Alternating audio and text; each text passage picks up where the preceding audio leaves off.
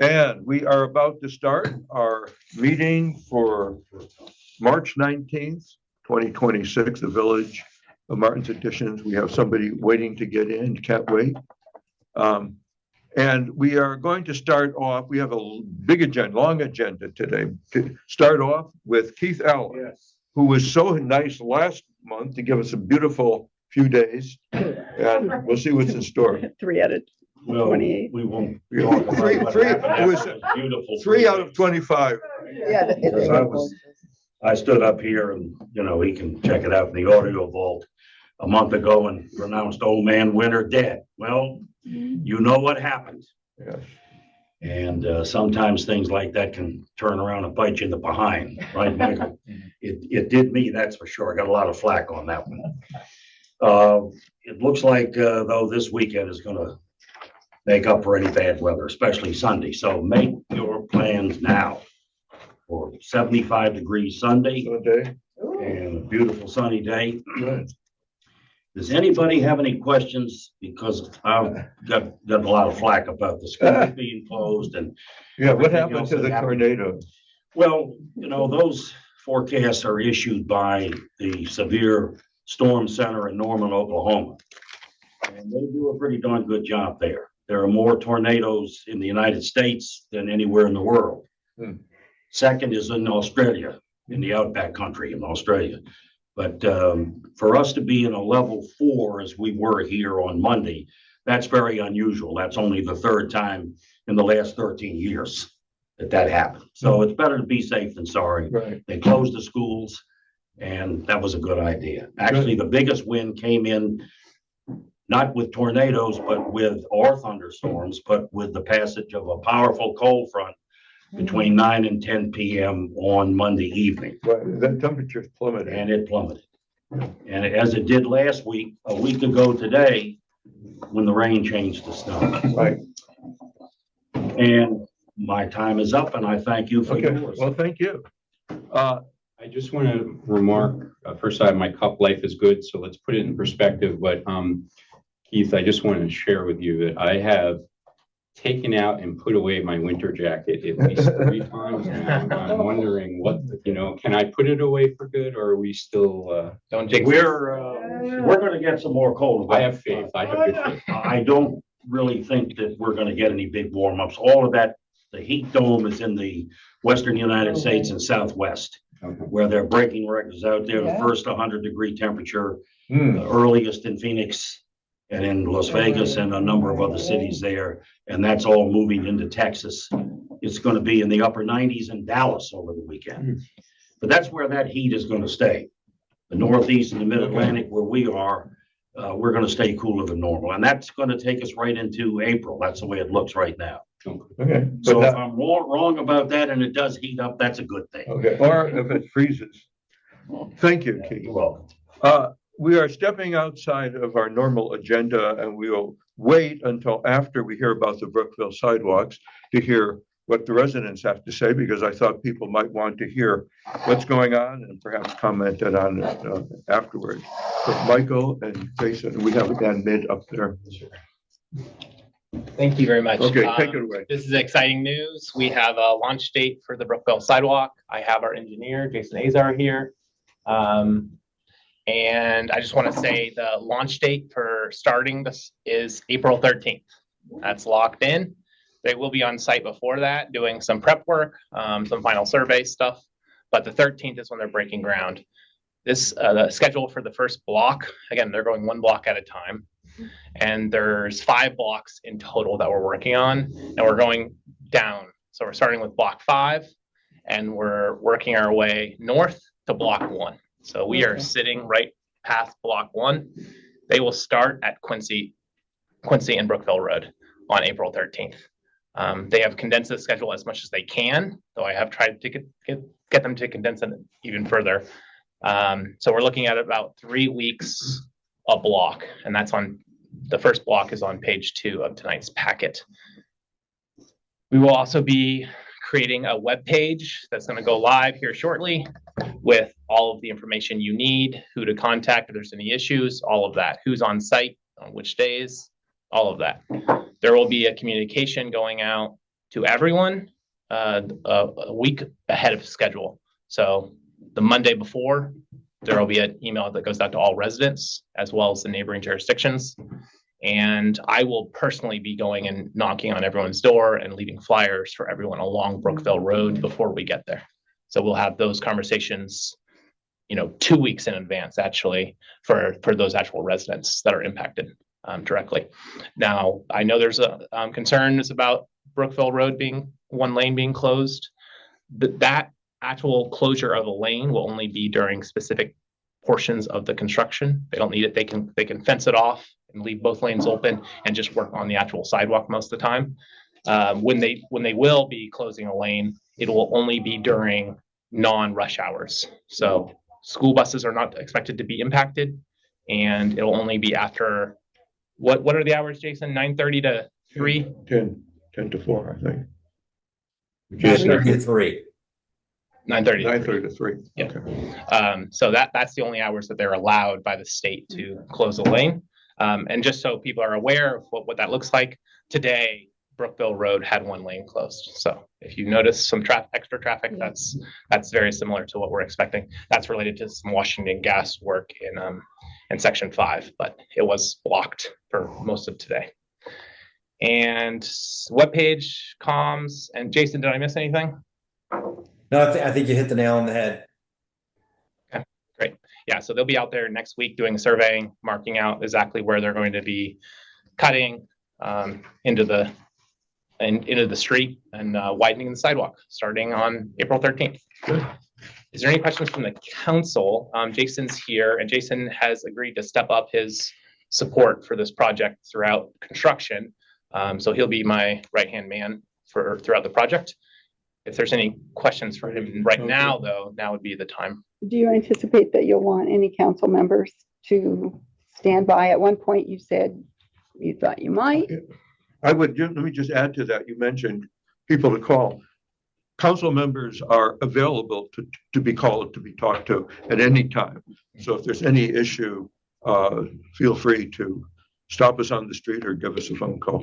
Yes, absolutely. And there are specific residents that we're aware of as we move into block 4 and 3 that we know we need to have conversations with in advance of reaching that block. So I have already communicated with some of those people of kind of a rough time frame of when that will be. So we'll be breaking ground, and then you'll see the very first day that we break ground on each block is highlighted in purple on the schedule. And that day is kind of set aside to have those meetings and have those conversations. So I will be inviting council members in, especially if you have relationships with those individual residents. I think that would be good to have people there. And I know, Arthur lives on Raymond Street, for example. And so. Good. Okay. Anything else? Okay, let's go to the resident. Oh, sorry, you have something? Jeff has a question. Oh, sorry. Yeah, sorry. No, Yeah. because if I need to, I will. Okay. I will go I second. could do one of two things. I'd be delighted if residents want to go. I could comment after, I can comment now, whichever. Go do it now. So first of all, thank you for that. And I just want to share a couple thoughts. And as our council members know, and our manager, over the last couple of weeks, I've been sharing various questions, like FAQs that some residents have shared with me.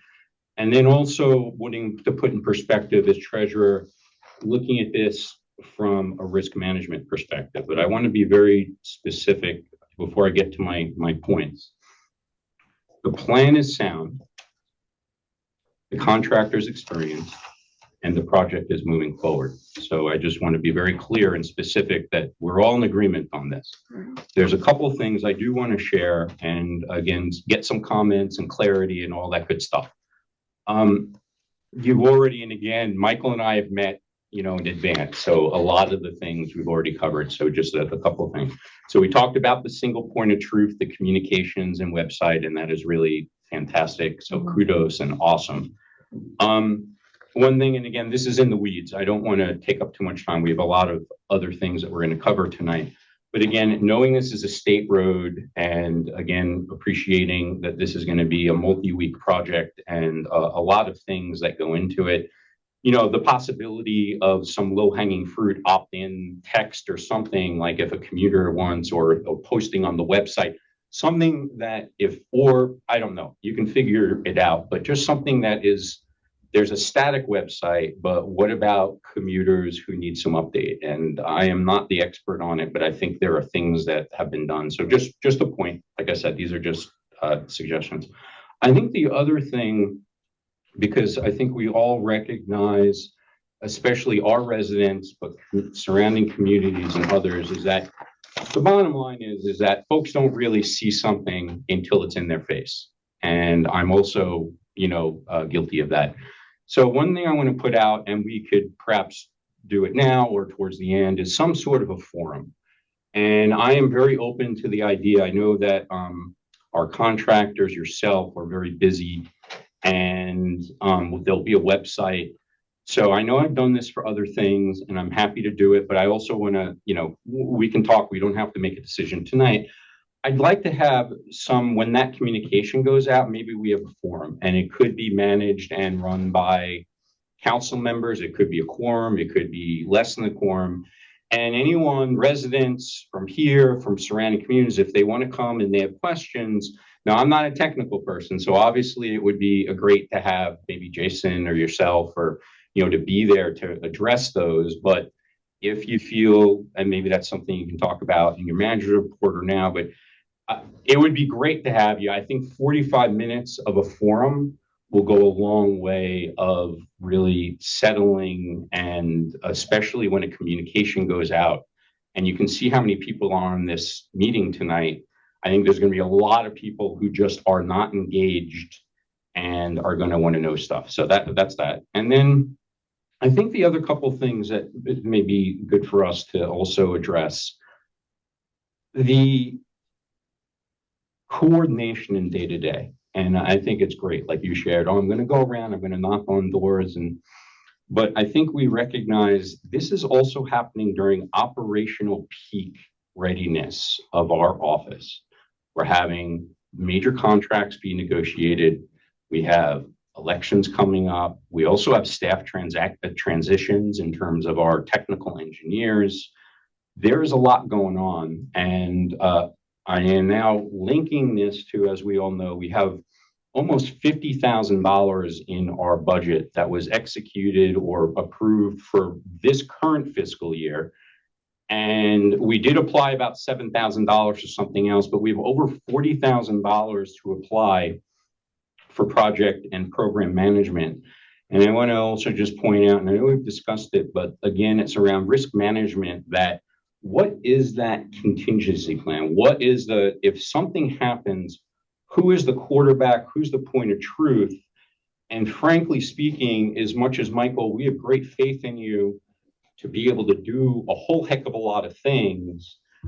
The idea we're in a peak operational period, I am very strongly for the idea that we use those resources, and I know we've talked about it, to bring on extra program project management coordination. So if something does go off the rails, because it's construction, and Jason, I know you're awesome and everyone is awesome and everyone is the best, but construction is construction. And really the idea during a peak operational period to be sitting there and thinking, they're going to be calling our manager and all of a sudden he's in the middle of doing something for contract negotiation or elections. I just want to address that. So with all that said, I'm just going to tie it together.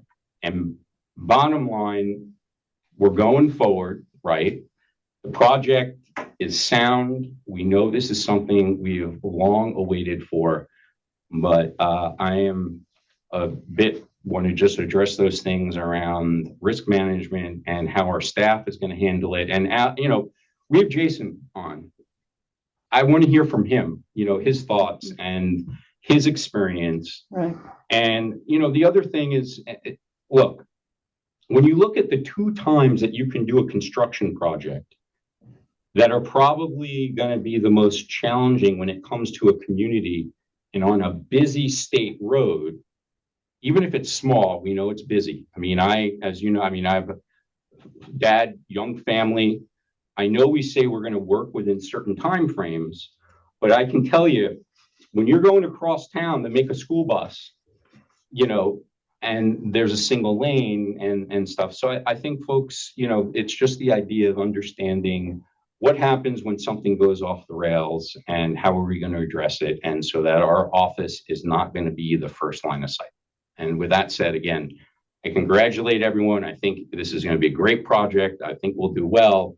But, those questions of why now? Is it better to do it in a down period like in August or something, or July after everyone takes some leave and we're not in the middle of school period and stuff? So just, if we could address why now, and also what is our contingency around this office not being overextended during a peak operational time? You want to address any of that? Or would you, Alexa, why don't you? My question had more to do with, I'm sorry, Jason Azure? Azar. Azar, thank you. That, the kind of experiences he has had with working with communities like ours, and is there anything that you can tell us in terms of these concerns that Jeff just spoke to? Particularly, keeping the village updated and informed and being responsive when things don't go right. Yeah, I can chime in a little bit, and I will say, in general, a lot of people so far have mentioned some very good points. Whenever you dig in the ground, stuff is going to happen, right? I mean, there is always going to be a problem, especially when we're dealing with older roads or areas. When you pull up the concrete, you never know what you're going to find underneath. And I think we have dealt with numerous municipalities, whether it's Section 3 or Section 5 or North Chevy Chase View, any of these places. I think if you go in with the expectation there's going to be a few hiccups, it's, I think, important to stay level-headed, because I think there is going to be inconveniences. It's impossible to not have an inconvenience on such a busy road. And every time there's a construction project, whether it's in a small community or, just, paving on 270, any of those will create some inconveniences. It's short-lived. If everybody can just stay level-headed, and I think Michael's really on top of things with his communication, probably more so than any town or village manager that I've worked with in the past in terms of being proactive about it. I don't know that you're going to get any more communication than what Michael's providing. So my experience is that I think your residents are already more informed than most would be. And if he continues doing that throughout the project, and we've worked, I think, quite a bit with the contractor to make sure that the project was broken up into 5 distinct chunks so that they weren't going to try to do work at one end and then the other. And it's going to be in series. They're going to start at the southern end and work their way north. When one block is, done, they move on to the next block, so that, and I think it's been purposeful. And I think Michael spearheaded that thus far to kind of make sure that everybody's pointing in the right direction so that inconveniences are kept to a minimum. But I think it's fair to say that there will be a few. And when things are found underground that we don't know about, I know myself, and a few other people in the office, we've talked to Michael about, getting the phone call. We're only 20 minutes away. We can get down there in a reasonable time to review the situation, make a determination of how to proceed, and go. So things aren't going to be sitting there for days. They might be sitting there for an hour or two. And I think quick resolutions and Michael's ability to communicate with all the neighbors is going to make this project as successful as it can possibly be. Thank you. Michael, there's one other point that Jeff raised about project management. Let's move ahead to your manager's report about you are going to be getting some, or you will be requesting us to approve some help on other issues. Yeah, yeah.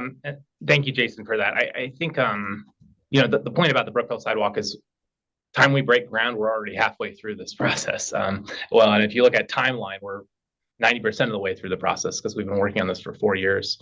So bringing in an outside project manager at this late hour doesn't seem advisable to me.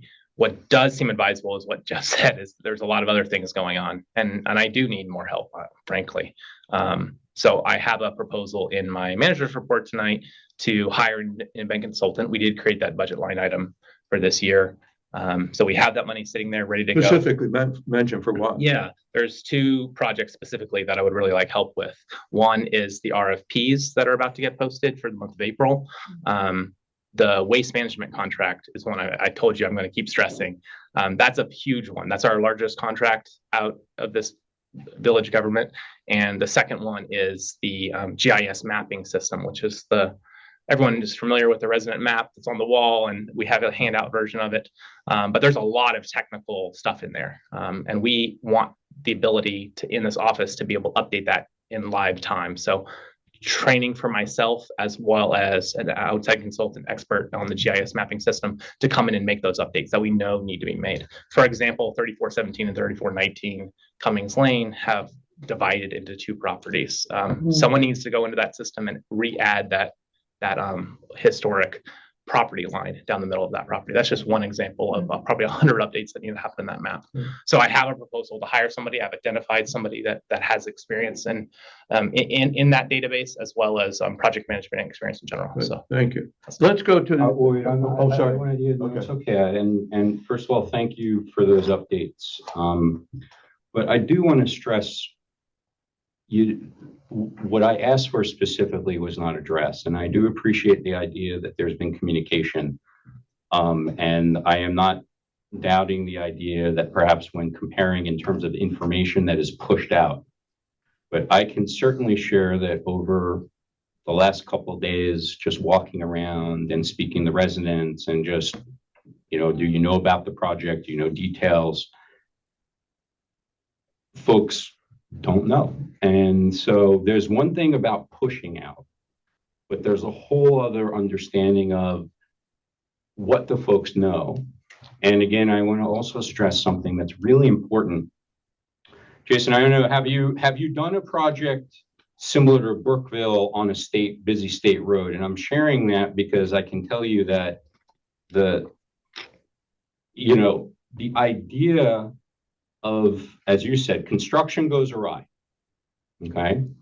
And the idea of that our office is the point of truth for calls or complaints that when something goes awry, as a risk manager of our operations of our village and treasurer, you have not addressed how that is being addressed. And I appreciate the idea you're potentially bringing on people to manage other side projects, but that wasn't what the funds specifically when we talked about this were to bring in other folks around the construction. And I want to just be very clear about this. I don't recall. Let me, oh, I do. I definitely do. And here's the other thing I want to bring up. We say 90% is completed. We have not started the construction. And as was pointed out, stuff happens. You don't know what you're going to dig up. So we're starting at 0% of the actual construction. And again, I can't stress enough the importance that we need to have another point of truth, that if there's an issue, that we don't have to, that our manager is the one who is the overall coordinator day to day of if something is going to happen on Brookville Road. So now that's my opinion. I, again, am one council member and one vote, but I spend a lot of time on very complex projects, and I spend a lot of time on risk management. And the idea that we have $40,000 to bring on someone, and maybe we pay Jason, maybe we pay someone else to come on.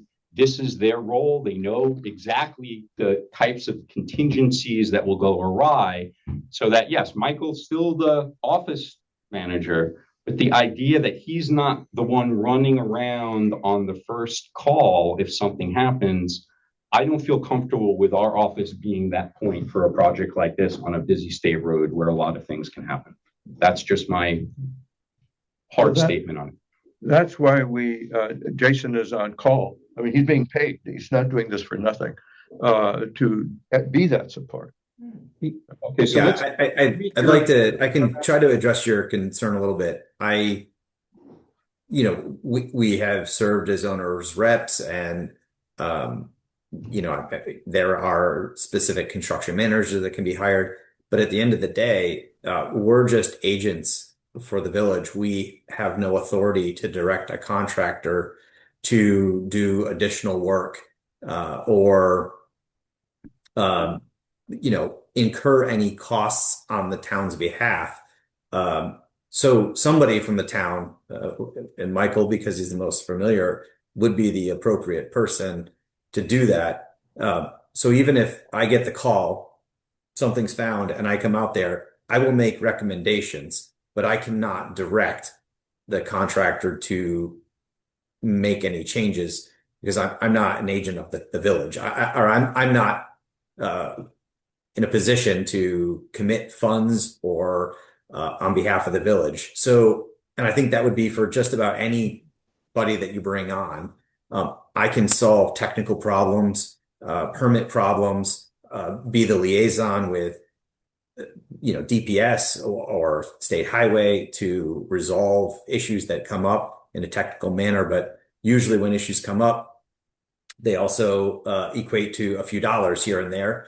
And I, or probably any, agent that you hire would not be able to commit the dollars on behalf of the town. So having somebody from the town has to be involved. It can't just be completely outsourced, I think, is maybe the point that I'm trying to make.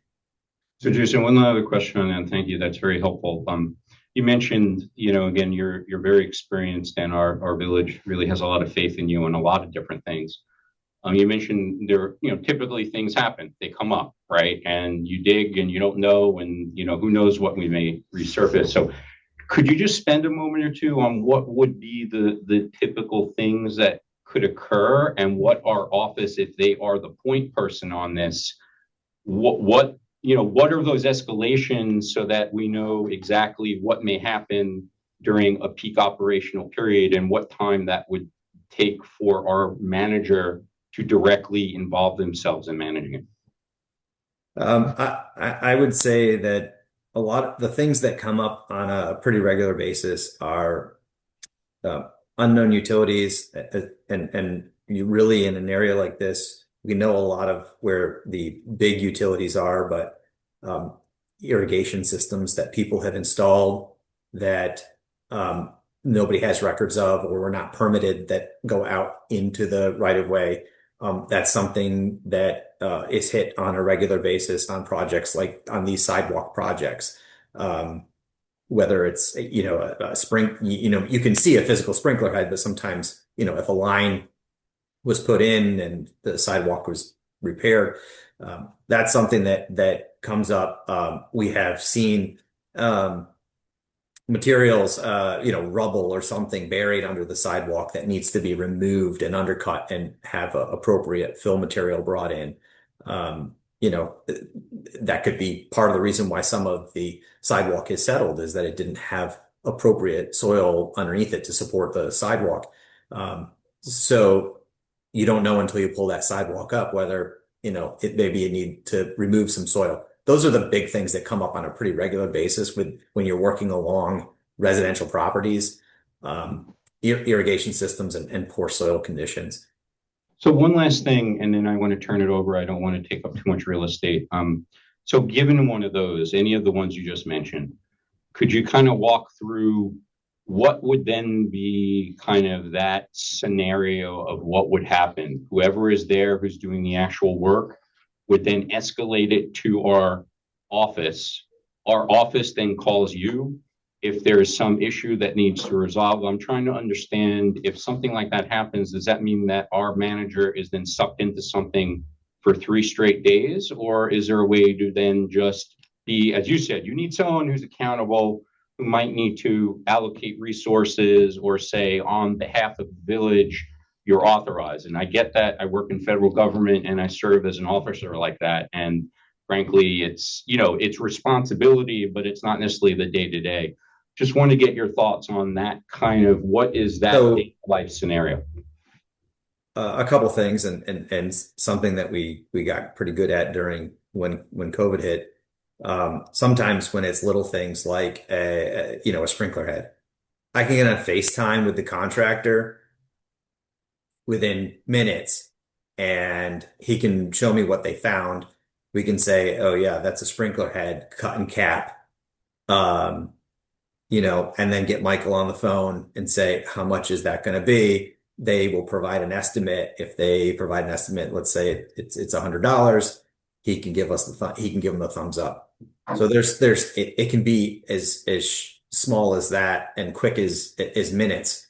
If it's an undercut situation, so they pull up the sidewalk and we find a terrible material underneath, usually it would be a call. A lot of times they will call me if it's a technical issue and they kind of put their hands up and say, I don't know what to do.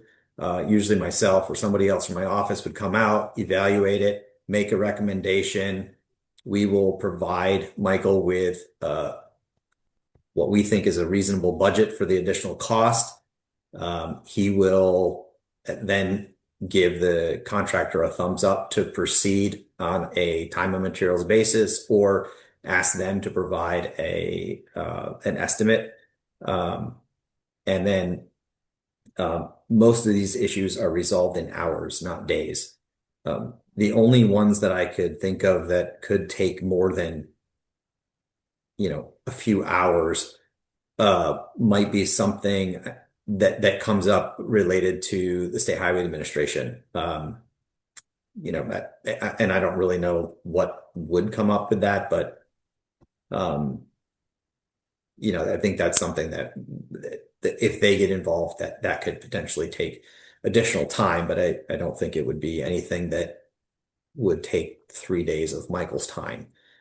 Usually if an issue comes up, it's going to involve us having to resolve something on a technical level with SHA and then Michael agreeing to it and directing the contractor to proceed. Awesome. So what I'll do, let me yield. I have like two sort of follow-ups that I'll share with Michael, but we could do it during the manager's report or after the, but thank you. That was incredibly helpful and reassuring on a lot of levels. Appreciate it. Council members, any other No, comments? I'm good. No. Okay, we have residents, several hands up. Gene, you had your hand up first. And this is the general comment period as well as. Right, and this is general resident comment. Talk about anything, more or less. So Gene, you're Okay. set to go. Okay. Jason, is Jason staying? If there's anything about. Yeah, Jason, are you staying? Because I want to talk to you. Let me look for your. There's your face. Okay, good. I have earphones in. I got to get used to them. I don't know. Maybe I just take the damn thing up. I hate them. Can you hear me? Yes. Okay, good. Well, I can hear you a lot better. Jason, thank you so much. I got a couple of stupid questions. Okay, so forgive me. Who provides the basics, the flagmen, the people that supervise, who direct the traffic? Does the contractor do that, or does somebody else do that? The Do you do contract, it's part of the contract. So They're the required contractor's to. providing traffic management. Okay, that's cool. Does the state get involved? Do they send inspectors down to supervise what? Okay, so we've got a couple of supports. It's not just the town manager. In fact, we've got the contractor sending his flagmen, right? And it's the signs, right? People supervising, people cross. Okay. We've got who else comes to help us out? State Highway, County, DPS. Are they coming? They checking Correct. us out? Okay, so they're coming. DPS will be visiting a minimum once per week throughout construction. Okay. That's Montgomery County Department of Permitting Services. Right. And then the State Highway Administration, their inspections can vary in the timing. I would, based on experience, it will not be less than once a week, but it could be several times a week, depending on. Yeah. Okay. the Yeah. inspector's That makes sense. Just based upon the way they operate.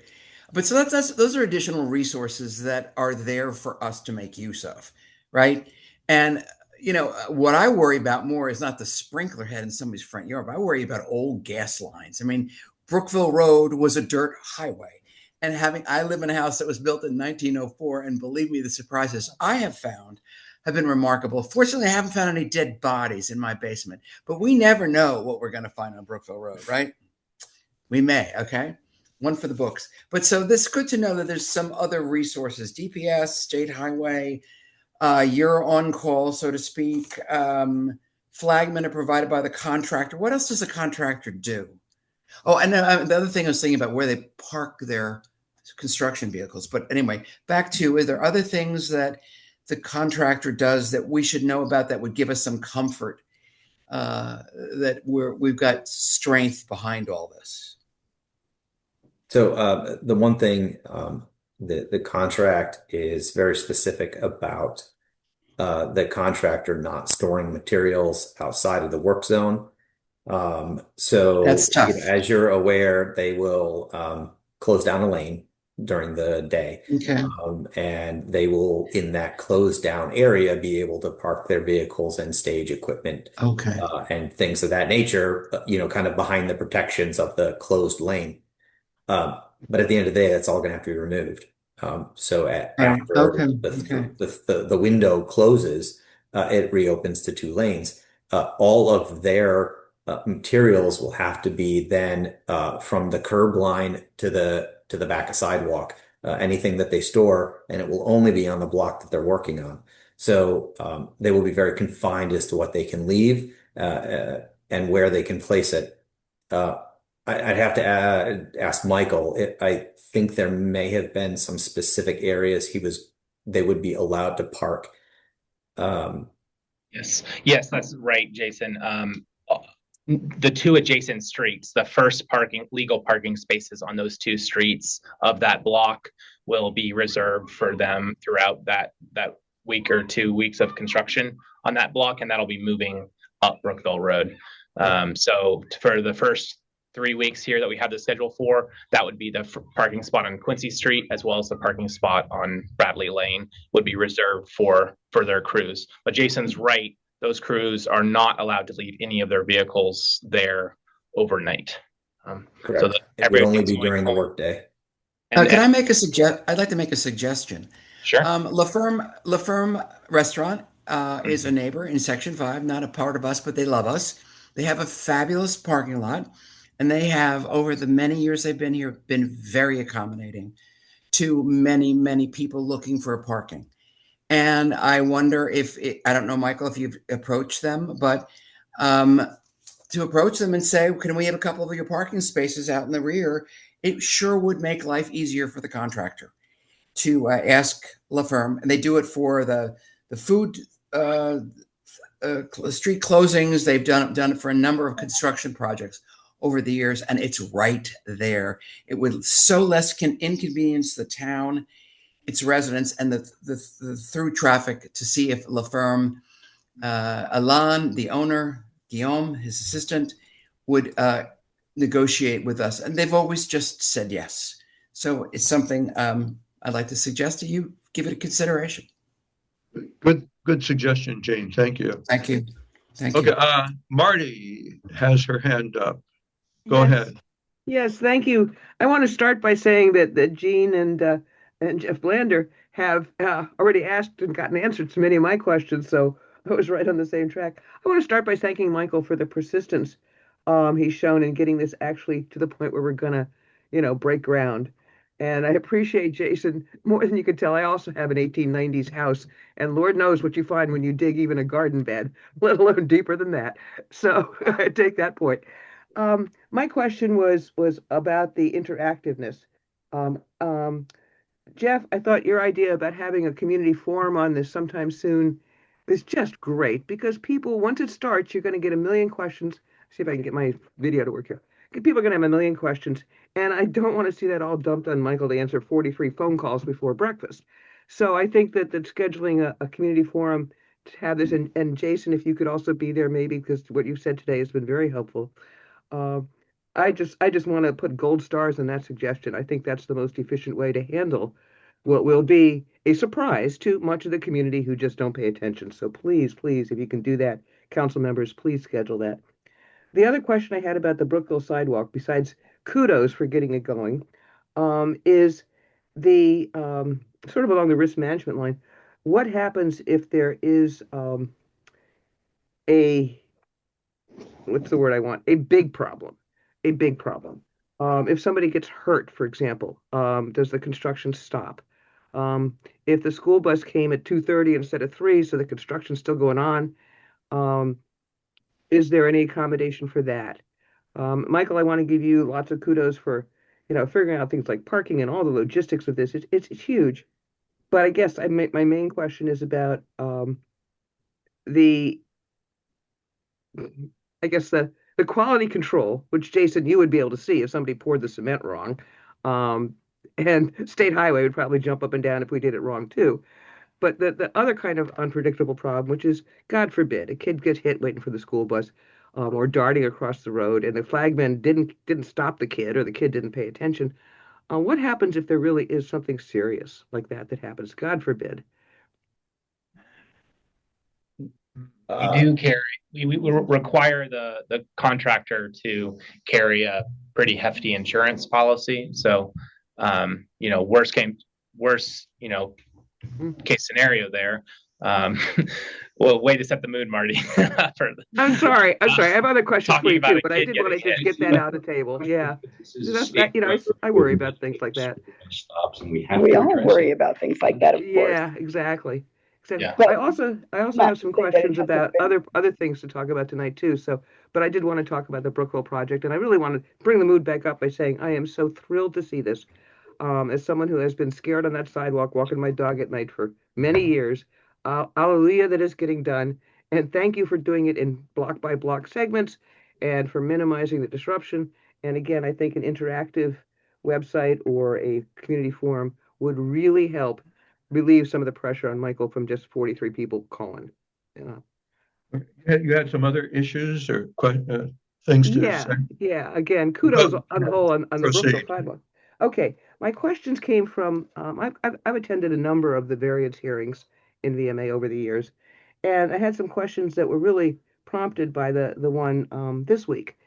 One is can we, and I guess this is for Michael, can we have the lot coverage calculation sheets included in the materials that are presented when they have a variance hearing?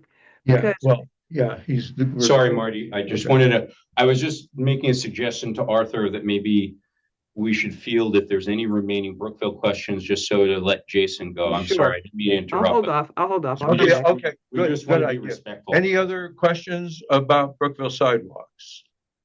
I don't see any hands up. So I just want to wrap up and then we'll move on. Yeah. First of all, again, I want to magnificent job and everything. And Jason, you being here, there's a lot of confidence, and we know we have a lot of confidence in our manager. We have a lot of confidence in our office. We have a lot of confidence in our contractors and those who'll be doing it. So let's just put it there. So I just want a couple things. And again, Michael knows we chatted, we've met, and so it's all good. We're in collaboration. I just put a couple thoughts. One, why don't we work through, is there a need for a forum? If there is, I don't think we need to do a vote, but I think one thing to recognize, this project will start before we have another council meeting. Mm-hmm. So, I mean, there are important things for us to consider. Do we need a motion for a forum, or, if so, would Jason be available or a proxy? And we could also do it in a hedging way, where if you're going to send something out, you can ask people to RSVP, or if they would like something. So we could do it in a way that maybe there's a compromise, that you're going to put together a really great information packet and site, and then let's see a response. If folks are responding, great. That gets to one other thing. Again, another suggestion. I don't know if it's possible, and I don't know if this is good protocol. I'll leave it to you and Jason to figure out. Is there a protocol around, do you have like a call-in number or something? And maybe folks, if it's not an urgent emergency matter, then they can leave a message, or something where there's a customer service line, but it doesn't it doesn't have to involve that our office is the frontline customer service. And then the idea, if it's an emergency, are they expected to call our office or 911? So I think we need that. And that's again, the other two last things. I really, really would like and appreciate the idea of, and maybe you work with Jason, is, if something we don't expect it to, maybe it's 0.0001%. And it all goes well. It's going to be unicorns and rainbows and cotton candy, which we all hope. But let's say it's not. If you could just, in your back pocket, maybe work with Jason, is there a data bank or something where if you need to bring in someone specifically to help you or the office sort of give you that extra muscle, at least you're not starting from scratch at that point? That's the only thing I would, we've got the money and, at least to start that process in case it's there. And yeah, that's it. Other than that, I think I really appreciate all you've done. And if we could, continue that discussion and let's keep going. Jason, just on that, I suspect that you have a Rolodex, if you still have Rolodexes of specialists you can call on a whole variety of issues where you're not the expert. But is that correct? I hope that's correct. Yeah, I was just going to say there are several companies that we work with, testing agencies, that if a concern arises about the quality of the concrete or compaction or anything that is supposed to be done by the contractor, I can bring in under our contract a testing agency that can grab samples and independently test it to compare it to the results that the contractor's getting with their testing. So we do have a plethora of people that we can draw on. We also, have relationships with the surveyor that the town had hired to do some initial survey work. So if there's a concern about a property line, we can bring somebody in to have that resolved as well if something like that comes up. Jason, what about if you find an errant gas line that nobody knew was there? Who do you call about that? We call Washington Gas, and I have a few liaisons that I can call there that can hopefully run it up the chain. So the same would go for WSSC. They have people that you can reach out to try to resolve a matter. If it arises, a backhoe, hits a water service that, is shallow or something, you can make an emergency call to WSSC to get that addressed. So, I mean, really, we're probably talking about gas, water. I guess potentially there is some, a telecom, if somebody has a line that was installed with no records, the utility companies themselves would deal with any type of impact to their asset. Good. Okay. I have a vision of Ron. You always look so professional, and maybe we could put on the site, if there's a problem, call 1-800-RON. And put on your hard hat. Yeah. He's shaking no. He's shaking no. But. Okay. Okay. Thank you. Thank you so much. Thank you, Jason. I don't think I would be able to do this without you. So thank you for your You're years off the of support clock. now, so. Yeah. Thank you. Have a good evening. Thank you. Bye Good now. night. For being awesome. Appreciate it. Marty, you had other. Yes, thank you so much. And I have to say again, thank you to Michael for all the work you've done to bring this project to this point. I love the plan of doing a block at a time. I think this is as well planned as anything I've ever seen in all my years in government. And kudos. And the answers we had today, I mean, this was really a good session. Thank you very much. I think this is the kind of discussion needs to happen at that community forum. So, brilliant. Please do it for the wider community. On the variance stuff, I had a couple of notes from the other night. My first question was, can the lot coverage calculation sheet actually be included in the packets? Because I did ask that question at the variance hearing. Does this meet lot coverage? And was told, yes, it does, but never saw the calculations. And I look at the drawings from that, and boy, you got a swimming pool in the back, you got a separate garage, you got a long driveway, and you got a bigger house. And I just really couldn't quite see how that met our lot coverage requirements. I don't understand Is it. it available online?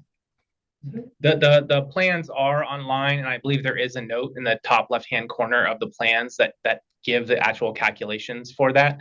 The one thing I will note is for this project is they applied for the variance before they have submitted their final and application to the county and to us. Mhm. So we're not, this variance hearing was not actually reviewing the final permit I application. understand. And I there will be understand. a resident, informational meeting when this application is received, as Oh, a standard good. process for Good, anything good. over a certain number of square feet.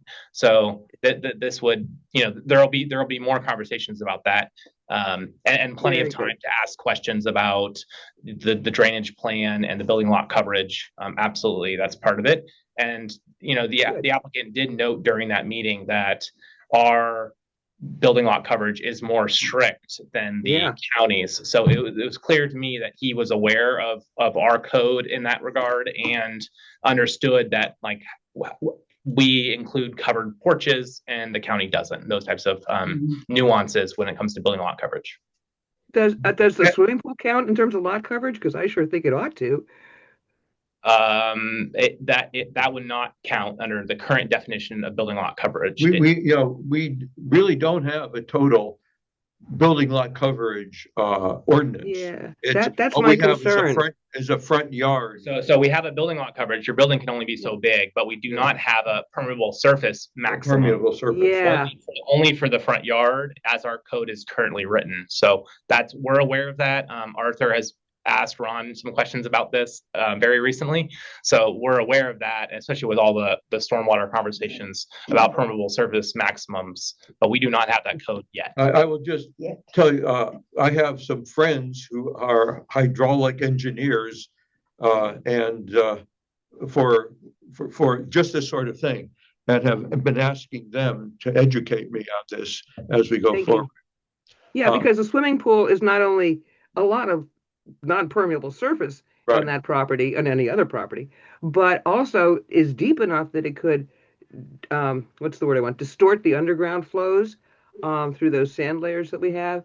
And Lord knows what the hydraulic effect of putting a swimming pool in that flow, because all the water coming down that plain that used to be the old wheat fields down to the farm pond, holy Toledo.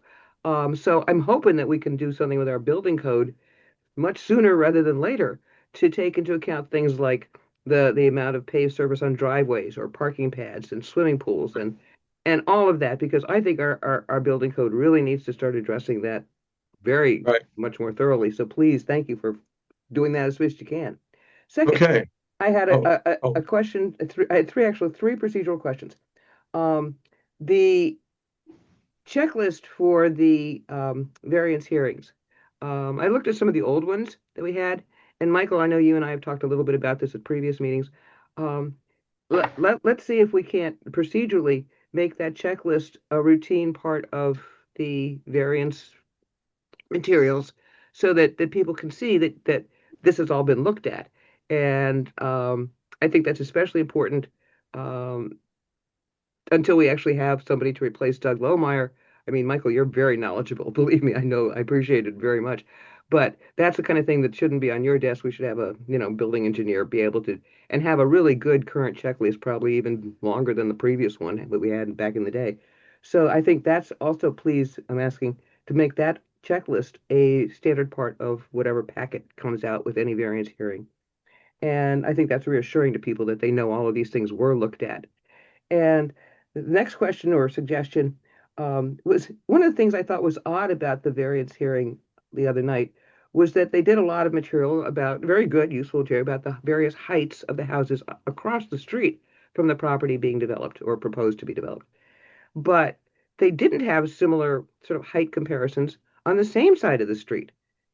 And so what you've got, I mean, I live on the north side, I know Summit Street.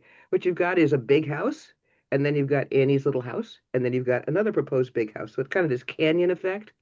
And we see that around the village where the older houses get canyoned. And I was really stunned that there was nothing in this packet the other night that actually showed those height comparisons. I asked the question at the hearing, how much is it different? It looks to me like it must be 20 feet or so between the roof of Annie's house and the roof of the proposed new house. That's quite striking. And I didn't know why that. So I guess I would ask Michael in the future just to ask anybody who's doing a variance packet to include the heights on the same side of the street as the project, not just across the street. And last but not least, can we have a community forum on the building code? Because I was really impressed by what residents said at that variance hearing about, trees and again, stormwater, which we're just beginning to deal with. And again, I think the Stormwater Task Force has been terrific. I love their report. I thought they were incredibly thorough and thoughtful. And I think that a community forum on building code should happen sooner rather than later. Jeff Waldstreicher, our state senator in Annapolis, told me that the state proposals to wipe away, single-family zoning and override all the building codes in all the villages probably isn't going to go through. Certainly not in its current form. This session of the state Senate and House. So I guess we maybe have a 1-year reprieve here, but I really would love to see our building code really thoroughly discussed. People had a lot of good ideas. And I think that it's the kind of thing that really brings a community together. Because, there's on one hand the right of people to build whatever they please, and on the other hand, there's the business of being thoughtful to your neighbors and not changing the deep character of the village, which, as Jean and Boosie and many others pointed out, really was based on very solid research back when we did that in 2008, 2007. That is not a trivial document that we have. Our building code was really well developed and well based on research. So I think a community forum or a series of community forums on that building code change, please let it happen sooner rather than later so that we have something really good in place by this time next year. Again, thank you for taking all this very seriously. I look at Chestnut Street and half the houses on Chestnut Street no longer have any canopy trees. They're beautiful new houses. And unlike the one on Summit, they're relatively, level in terms of their size to each other. But the final point I want to make, and I guess I'm putting this on the council as kind of an ethical thought, is we talk a lot about affordability. I mean, back when the county was doing their eliminate single family housing problem, that thing, I wrote an economic analysis that went viral all across the county. But, one of the issues of affordability is maintaining your stock of older, smaller houses. And every time somebody buys an older, smaller house as a tear down and puts up something that is either as big as possible, like they did up on Cummings with those 2 houses, oh my Lord, or even something much more thoughtful and in character with the neighborhood, like the proposal on Summit. Every time we lose one of those smaller old houses, we're losing affordability in the village. And if affordability is one of the values that we support, then there are lots of things that communities are considering to try to maintain that older, more affordable housing stock. And that's part of a community conversation. It's part of a building code to come. And I just want to put that on there because I see affordability as kind of an ethical issue that we should support. And with that, I will wrap it up. Thank you. Okay, thank you, Matt. We have Paula Goldberger. Can you swing the camera around a little bit to get her in? And before Paula goes No, on, I'm okay. gonna say something. Oh, Gives permission to keep. You're yielding the You're floor. yielding. The mayor. Yeah. The mayor has 2 minutes. I want to give a shout out to somebody. If he's there, if he's fallen asleep. Nick Mitchell. Yeah, he's Are you there. with us, Nick? Yeah, he's there. I don't think Nick ever sleeps. Well, I want to give a shout out to Nick for the outstanding work he's done on his committee. He's going to be up next or in a bit. Okay, Paul. Great. Well, my comments and concerns are going to follow on everybody else's. My name's Paula Goldberg. I'm the tree supervisor for the Village of Martins Additions, but tonight I'm basically speaking as a concerned resident. My comments and concerns follow thoughts that I've had about the wonderful stormwater task report that has kind of validated all of a lot of worries many of us in low-lying areas have had about stormwater runoff for years, decades actually. And I also want to thank Arthur for mentioning trees during the stormwater management report, because I think it might be time for us to readdress what's going on with trees in the village. Basically, I'm really concerned that there are fewer trees on lots with new houses in the Village of Martins Additions. The new houses that are going up are large and under our current zoning restrictions. So really, so Marty and Jean, this really sort of piles on to the concerns that many of us have had. Lots that are this large, lots that have big houses on them cannot support large trees. And this is a finding that we had on two tree committees, and we tried to make the best of it. For those of you who don't know what some of the major impacts are with putting large houses on the lots size that we basically have in the village, is that soil compaction, root disturbance, the digging of retaining walls, light disturbance. So so if you've got a very tall house that impedes sunlight getting to established trees, that can be a problem. A change in water and drainage patterns all add to the demise of decades-old trees, mature trees that have shaded us all for many, many years. One of the big concerns that we had during our tree committee meetings was that the large water retention tanks that were put in to mitigate stormwater runoff really occupied a lot of space underground, so much space underground that it was not possible to support the growth of a tree or a vegetation of any substantial size. So basically, if we had smaller houses if we made a decision to reduce the size of houses built on the average size lot in the Village of Martins Additions, the water retention tanks that are put underground would have less of an impact and perhaps give us more flexibility to put in trees that can grow to larger sizes. So again, all of this sort of brought up the issue of code enforcement to me, and I just said, how are our codes being enforced now, and who's doing it? And would the council or the council that comes in July 1st, would you give consideration to possibly modifying the codes to reduce the size of houses? So again, there's a lot of work that needs to be done, and none of these questions need to be answered. Well, let me just address that very, very briefly here. The Stormwater Committee is about to present their findings, and in advance of that, we have been informally talking about not just houses, it's the total impermeable surface. That's houses, patios, garages, driveways, play areas that people cement over rather than have grass. So we are very informally, that's percolating around. And as I mentioned before, I've been in touch with friends who happen to be who do this for a living, just to get some education about how you think about this. I've asked Ron to look at what some surrounding communities are doing, and so it's percolating.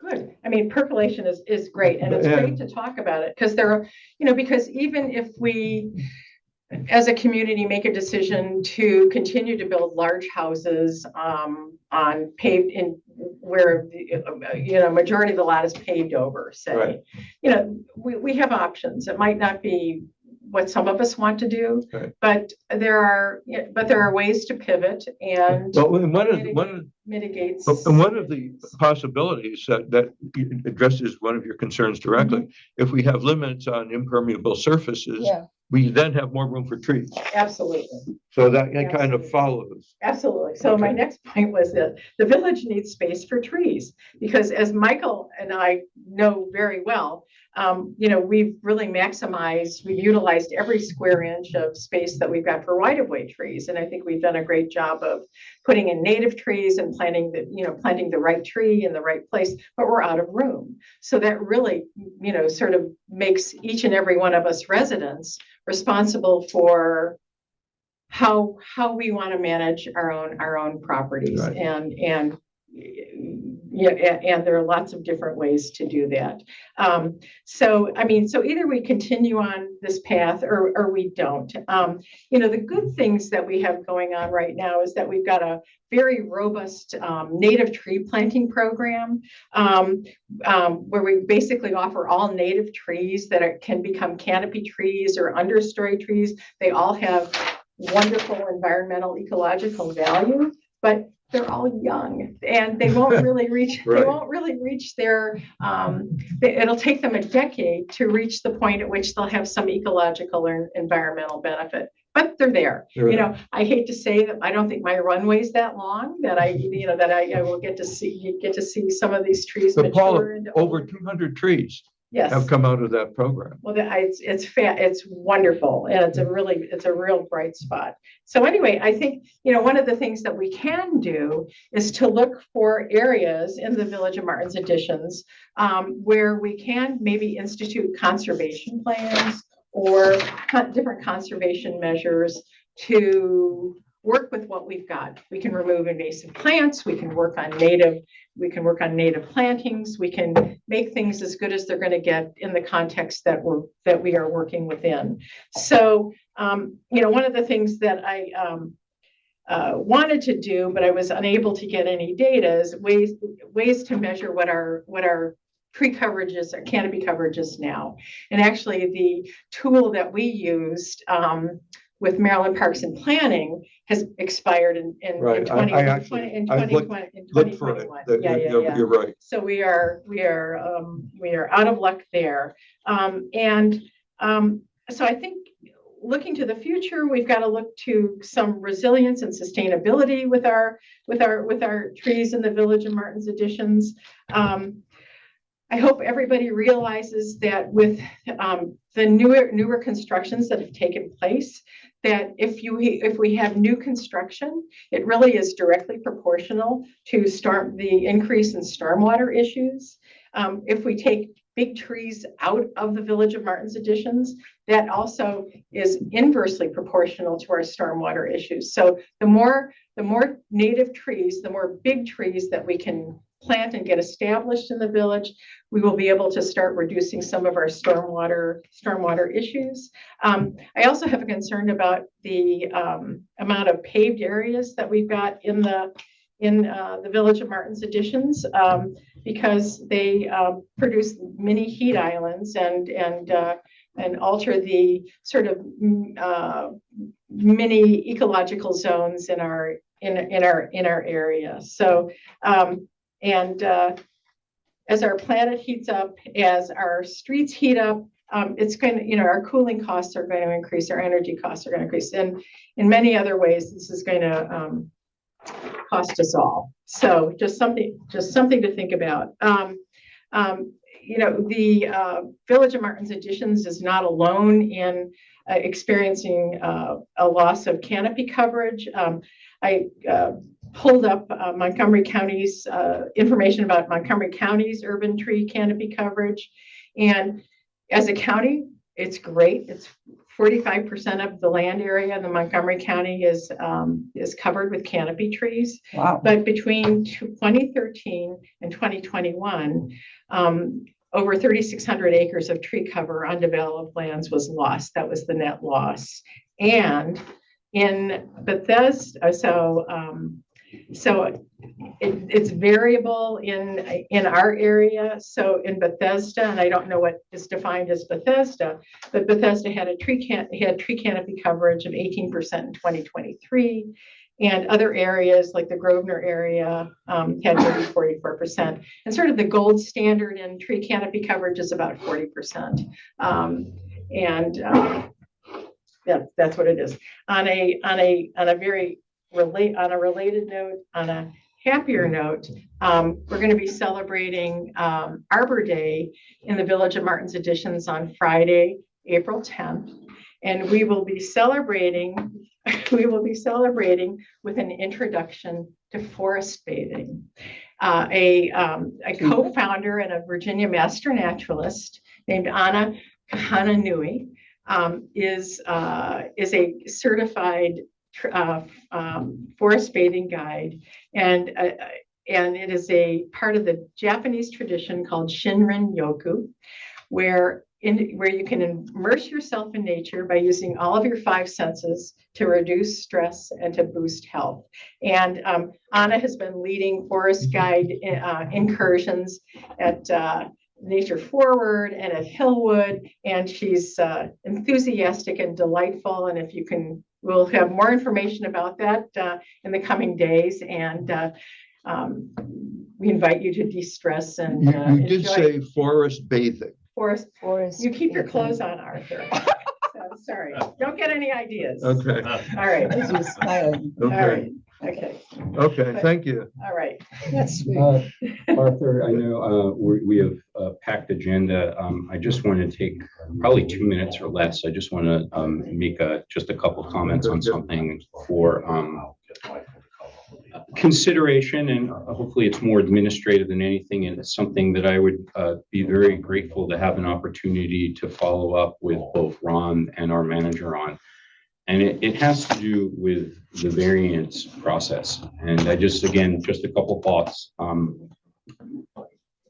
You know, I came out of the last variance discussion, and I think all of us, well, I can't speak for all of us, but I think several of us had a couple extra hours of sleeplessness and difficulty. Definitely. It was, I did too. it was a very heartfelt time, and I think everyone, anyway, there's enough said about that. I think it was a very difficult one. With that said, I just want to share a couple things. And again, it's just for thoughts and ideas, and perhaps we can come together on something and purely administrative. So I think one of the things that I wouldn't call issues, but just things I noticed. I feel that the council, we get information very late in the process. And this is rhetorical. This is just how I feel. I'm not asking for others to, but this is where I want to follow up administratively and look at the process. And I think there's a natural point, because we'll see in the budget and for the task force that there will be this inflection moment for us to look at code. And I think it's going to be very important to understand how whatever code that we actually institute, whether it's for more permeable surfaces or other pieces, that it's time that we actually look at this as, okay, so what's the process? What is the standard process of how we know that residents who are not familiar in the day-to-day, that the calculations are being done, that they can walk in or not walk into a meeting and it's there. And I think we have all the tools, but again, I feel it's great for us that this is and plus we also know that we're hiring a new technical engineer. So it brings a very natural inflection point that if we're having someone new come in, that I think it would be a great opportunity for us to look at whatever the current process is and map it out so everyone understands what that is and what their role is and when it is. So I want to share the one thing, really, the late stage visibility on things.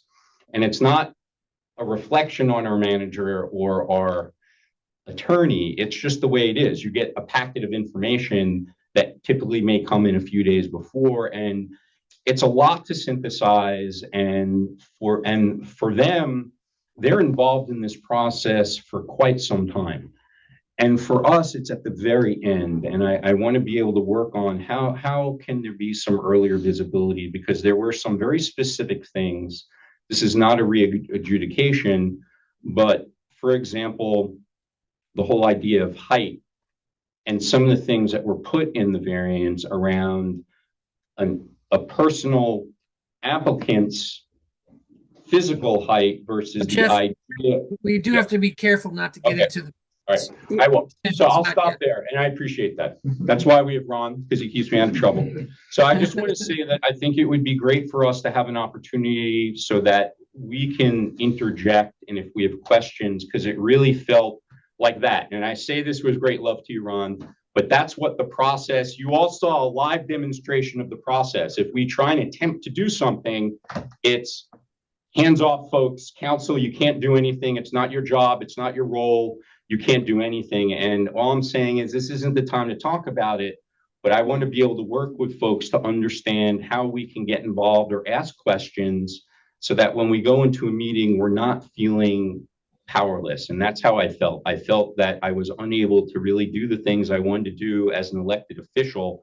And maybe there are things very clearly about technical pieces that we can't get into. But for example, I think there was a legitimate concern about that there was not all 5 council members were there, and we did not have our technical engineer there. And there were complaints that were coming in, and there were people who are saying, should we delay this? And that is not a technical question. That is perhaps a council question. I think that what happened, and I'm putting this out there as a hypothetical, and then I promise I'll make this very short, is Arthur again. I mean, that was a very close from 3-1 to 2-2. Mhm. What would have happened? That could have been several things, but it could have been sent back, it could have been extended, or it could have been failed. And no one would have felt good about that because of all that time. And I feel there are things that we could have done in advance around, again, risk management so that we could have avoided that scenario. We escaped it because of what happened, but I feel that we could probably do a better job. So with all that said, the bottom line is this. I feel there's a great inflection point. We're going to have a new engineer coming on board. We have a lot of new code that may be developed as part of the task force. We know we have budget. It's whether it's in this fiscal year or the next fiscal year. I'd like us to, if we need the extra muscle, is just what is our process? Let's map it out and let us do it like a 101, like we're doing in the budget sheet. Let's do a 101 on what that is. Jeff, could I ask you to write down some of your ideas so we have something more concrete to work with? I would be And delighted to to. send an informal note.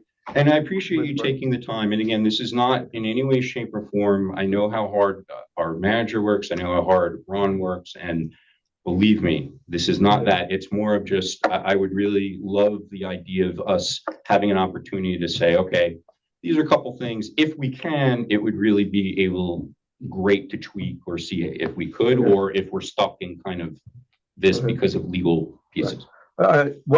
Jean, you had your hand up before. It's come back again. This is the last of our resident comments, and we will then move on. Muted, Gene. Okay. I'm coming. Wow. Let me just suggest this. Okay, that before we talk about new code and getting a group together, let me suggest that what we do is take a look at what's been built perhaps within the last 8 years. Let's compare the sheets that should have been submitted about structure, all the codes that we have laid out for lot coverage, height. Let's compare, let's look at what was set out.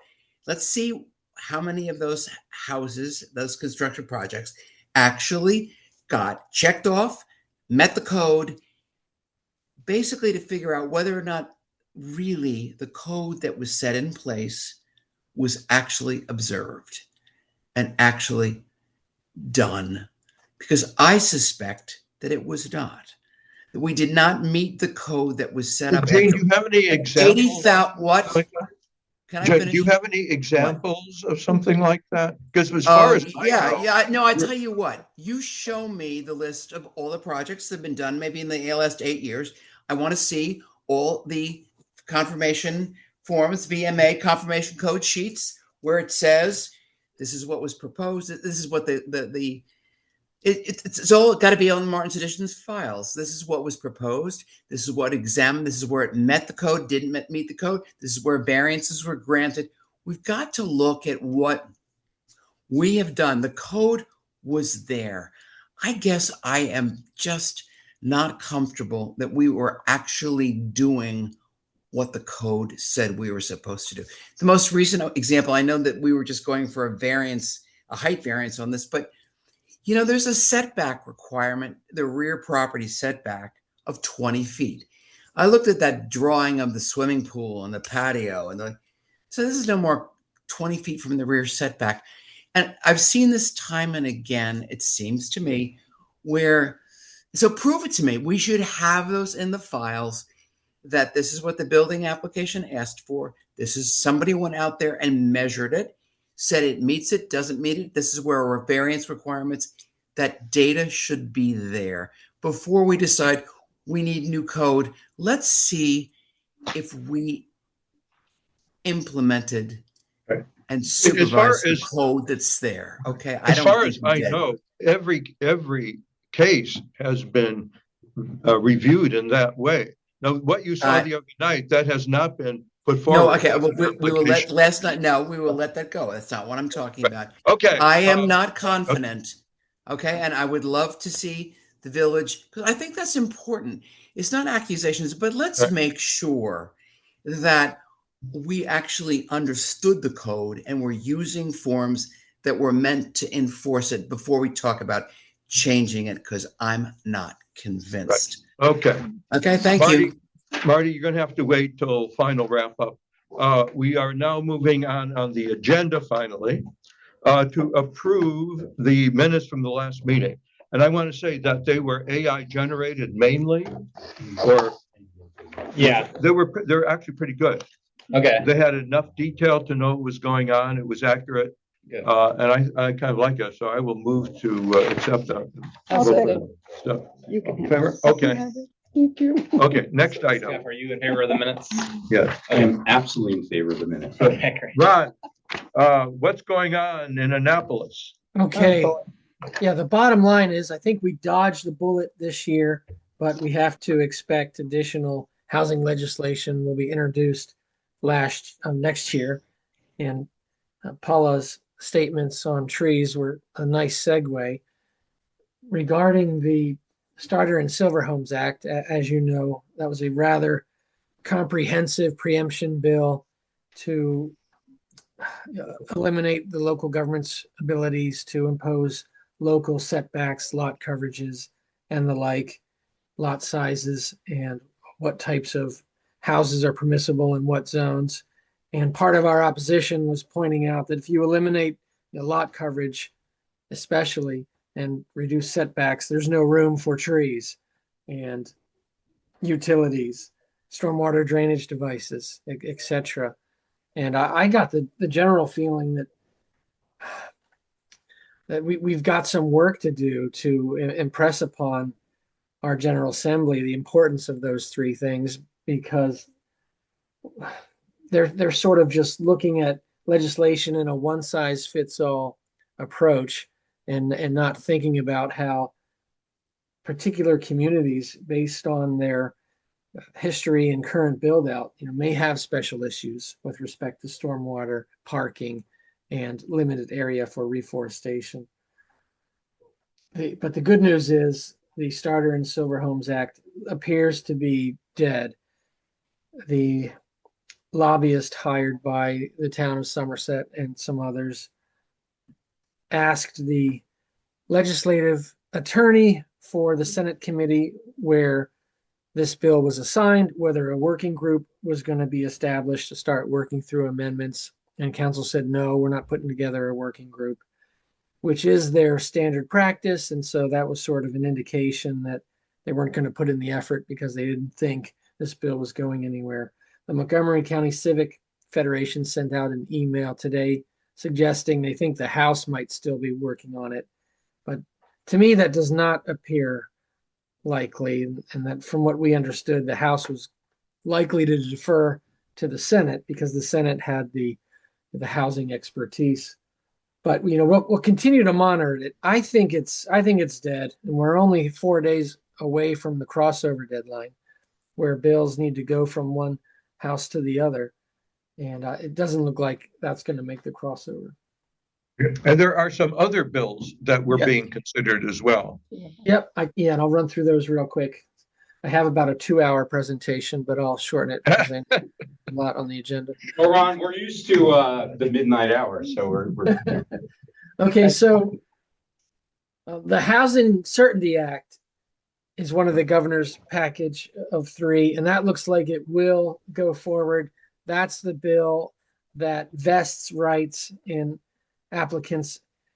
The general thought there was, as explained by DHCD, there are affordable housing project developers who file applications but might not have the funding to get started right away. And then before they can get started, the rules change on them and they have to resubmit.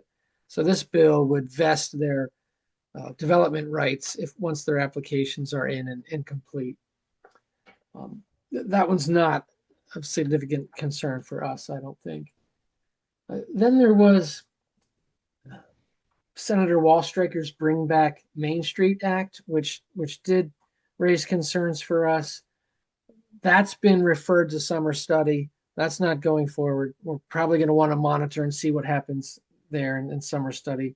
I understand that Senator Wallstreicher may have said to someone at a presentation or a community meeting that he didn't think it had much impact in Montgomery County, but I think it does. What it said was if a property is zoned for recreational or commercial use, it can be redeveloped as multifamily or mixed use development, and including the Brookville market parcel, because that is zoned, commercial residential. So, if the market were torn down, you could have a mixed use or a multifamily development right here. And again, to the comment on available space for trees, that law would say you can't impose a lot coverage requirement on that development, and it would be allowed the maximum density allowed anywhere in the county for commercial properties. So, pretty significant bill. So we'll want to keep an eye on that one, but not going forward this session. Then there was the Maryland Generational Housing Act of 2026, which was another ADU bill, which would provide you can have 2 ADUs per property. Right now, under the county laws, you can only have 1. It looks like that's not going anywhere because it's presented only by Republicans and it's not cross-filed in the Senate. Then there was another one about missing middle housing, House Bill 778. That one was concerning as well because it said if you have a property that's vacant, it could be in a single family zone. It could be redeveloped with missing middle multifamily housing. And the definition of vacant is missing. So that raised concern for me, because does that mean a property can be vacant after demolition? And if so, then that law would say you can have multifamily development and a local jurisdiction cannot impose unreasonable limitations with respect to height, setbacks, bulk, parking dimensions, etc. And unreasonable is not clear. But doesn't look like that one's going forward either. And Bambi, Building Affordability in My Backyard Act.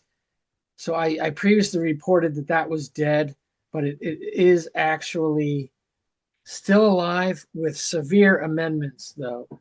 It has been amended to remove all of the substance, and the only thing that's left in it is a requirement that landlords annually certify correct contact information for their properties, and that local governments, if they wish, not required to, but if they wish, and they make a determination that there's a shortage of affordable housing, they can adopt an expedited administrative process for reviewing affordable housing projects. That would not apply to the village, that would apply to the planning department.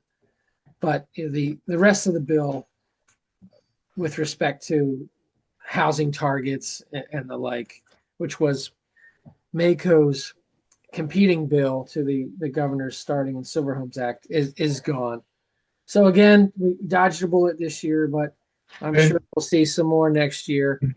And we do have to amend the code to address our ADU regulations as a response to the ADU law passed last year.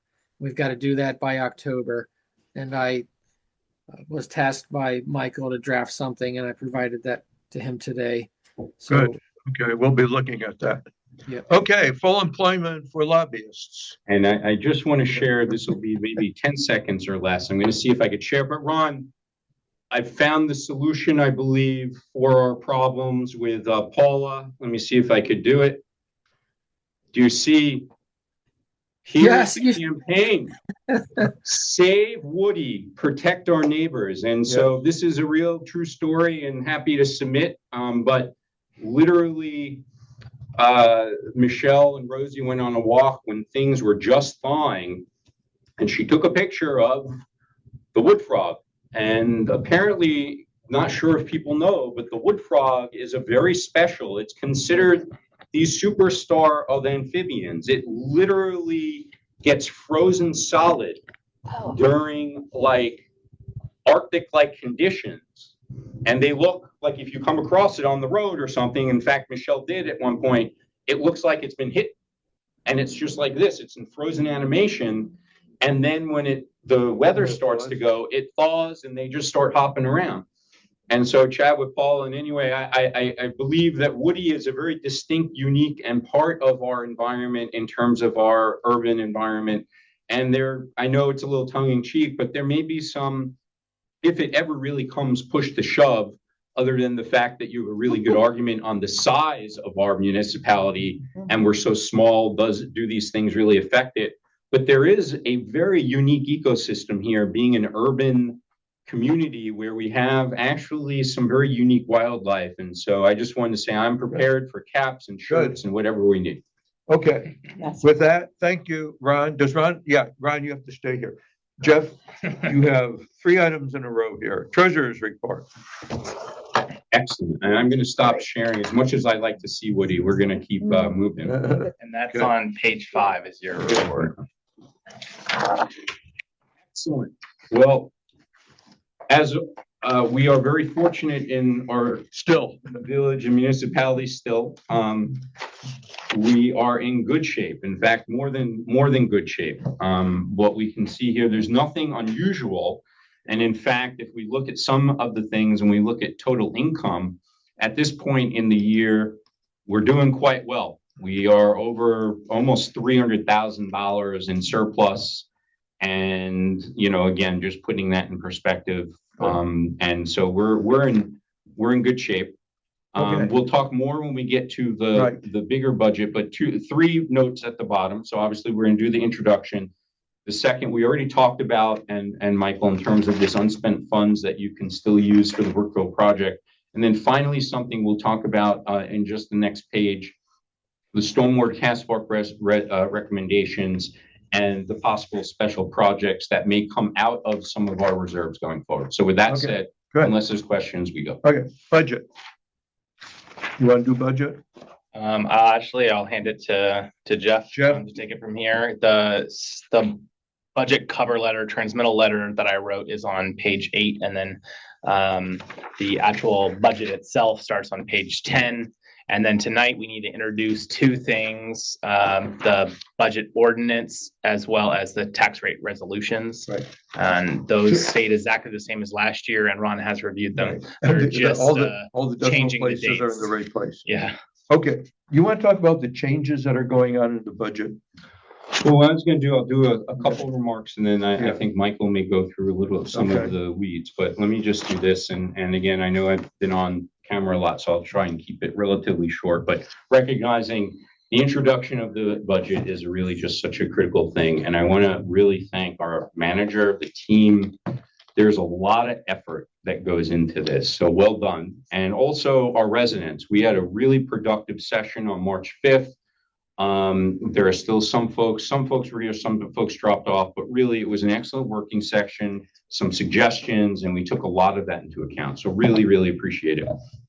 Big picture, again, Michael will go through some of the pieces here, but some modest changes in terms of where we see, for example, some of the revenues or income and expenses. There was a really good point, I think, just mentioning, I think Gene had mentioned it, we've been doing kind of straight line projections and, do we do more sophisticated modeling and things, but I think for this year, we're sticking, but it is something that is a good point that we could look at. And the revenue side, again, things look, it's diverse, it's static. We're not seeing any big blips that we're going to expect other than the sweetener from ARPA has phased out. In terms of the expenses, I think something that's really we're very blessed, we're very fortunate. We're a very service-driven budget, right? We focus on quality of life here in the village. We saw it with snow shoveling. We see it with our core waste recycling and street cleaning. And so we could be very grateful for this, that we can do this and still fund a massive, in our context, capital project. So again, very sound financial position, grounded in very realistic projections. And again, this is a snapshot. It's not our balance sheet. Our balance sheet, we have significant reserves, and that's why we'll be able to talk about the Stormwater Task Force where they have broken it down. But if we look at the line items, there are some projects, I promise I will wrap this up, but it's important to recognize for this year's budget, things like matching funds for the community municipality with the county where you could do rainscaping. There may be some things that we could do in partnership around invasive species and things like that. So there's a lot that we could do for little, and we should be very fortunate that we can do it, because not only does our does our cash flow work year to year, but we do have these reserves that we can tap into. So I think with that, I'll close out. It's responsible, it's forward looking, and really well done. And we're blessed to live here and be able to do all the things in terms of quality of life and take on these big projects. So kudos. Okay, thank you. Budget transmission, anything else you want to say? There's a couple things. I think that Jeff pretty much covered it, but we did hold a working session. So I just want to note that again and thank everyone that came. This is probably our best turnout at a working session that we've had. When we did go line by line in that budget, and that recording is online. So if anyone's interested in the details, they can dive in there, or I'm open to questions. There's 2 new programs down here at the bottom with asterisks next to them. Those will be discussed at the April council meeting. The majority of that is coming from the Stormwater Task Force. They have some ideas for educational and other programming related to the more friendly stormwater side of things, where what can residents do. And then, of course, as Jeff noted, there is capital funds there in 3 different categories. Right now, it's walkability, streets, and capital projects. And maybe it's a good idea to actually change one of those to say stormwater or gray infrastructure projects. So that money will be there again. And that's $1.5 million set aside in capital projects. And we can spend those on any project. Assuming we get the Brookville sidewalk done in this fiscal year, then hopefully. And we will. We're going to be awesome. Yeah. So that's that. And then the changes are very minimal. We're pretty much keeping it the same as last year. We noted a couple changes here. Office lease is staying the same, but we do incur a share of the taxes. So I've made sure to include a little extra funding there to make sure that we're have enough there. Don't need to do a budget adjustment on that category every year. The salaries, that's just a budget adjustment. We did delete the lines for the police officers. So actually combined, that actually came down quite a bit. And then street cleaning, we mentioned that the leaf blowers are requiring significantly more man hours now that they're battery operated, and they have to wait for them to charge before they can keep, blowing the leaves in the fall. So we did bump that up, knowing that we probably went over this year. Snow removal, we actually combined these lines. So this line went up, but the way the invoicing works for that is the sidewalk snow shoveling and the street cleaning, snow plowing is actually invoiced together. So there's no reason for us to break it about in the budget. It's really one line item. So that didn't actually go up. And then community events, elections, our contract has gone up a little bit every year. And then there's other expenses, like we have a mail tracking thing. We have a postage gets pulled out and paid for separately. So I just bumped that up $2,000. And you mentioned the Montgomery Municipal Cable. Yeah, I actually, the council received a letter from MMC, Montgomery Municipal Cable TV, requesting that those funds get transferred to them. Those franchise fees we've been making every single year, those are from cable companies. They pay, the cable companies that run on the poles pay us a fee for the right to put it over. And our Arthur went back through the data and found that it's been about $10,000 pretty consistently for going back 10 years or something. Overall, the local television's been struggling because they have been losing their, people are cutting the cord. And so a lot of their fees that they have been getting are going away. So they're kind of looking at where are these other fees, little amounts here and there around the county that actually should be going to them. So they have a request in front of us. I met with their executive director yesterday, actually, to kind of understand the full picture here. And they're going in front of all the neighboring towns right now. So I know, and Ron can probably speak to this as well. We have been collecting and pocketing the money. That should have really been going to them all the time. And I mean, the cable companies are running cables down our streets. So in some ways it is kind of a fee for running that cable down our streets, down our right of way. But on top of that, Montgomery Municipal Cable serves us. The municipality, 16 municipalities in Montgomery County started Montgomery Municipal Cable in like 93. And they're a nonprofit that are started and created by and for the municipality. So they do serve us in lots of ways, including setting up our Zoom camera and posting our videos on our YouTube channel every month or for every single meeting. Ron. Ron, do you have anything to add to Maryland Municipal Cable? No, I think Michael summarized it perfectly. I'm happy to answer any questions there might. Okay, good. Okay. And Ron, do you want to disclose that you also are their attorney? You're also their attorney, correct? Correct. Yes. So, but I don't think it's a conflict because they're basically your sub agency. They are your cable company. Yeah. Right. Okay. With that, I think it's time to move on to adopt a budget. This will be 30 seconds. I just want to put out, recognizing that some of these things like the task force the stormwater task will be first presenting their findings formally next week. We have put in the budget the room for this. We have the capital budget, and also the other piece of it is if we need more consultants or things. So there really is, it's all, and the only thing that isn't marked there, I don't believe we need to do it, but I just want to put it out. So there was a great suggestion as one of the shovel-ready things by the task force of this sort of fund that others have done. I think it was Chevy Chase Village or Ron might even be able to jump in, but they've done this matching program for rainscaping where the county has something. So I'm just saying, I don't know if we need to do that as a line item. Or it is a line item. Oh, you did. Oh, sorry. You did put it in. It's okay. Sorry about that. The top of page 11 in your package. Then you're going to make a whole lot of folks happy because that was the one thing I don't think. And Yasmina has done, and some of the other municipalities have this line item. So we've actually just based that dollar amount off of that other program.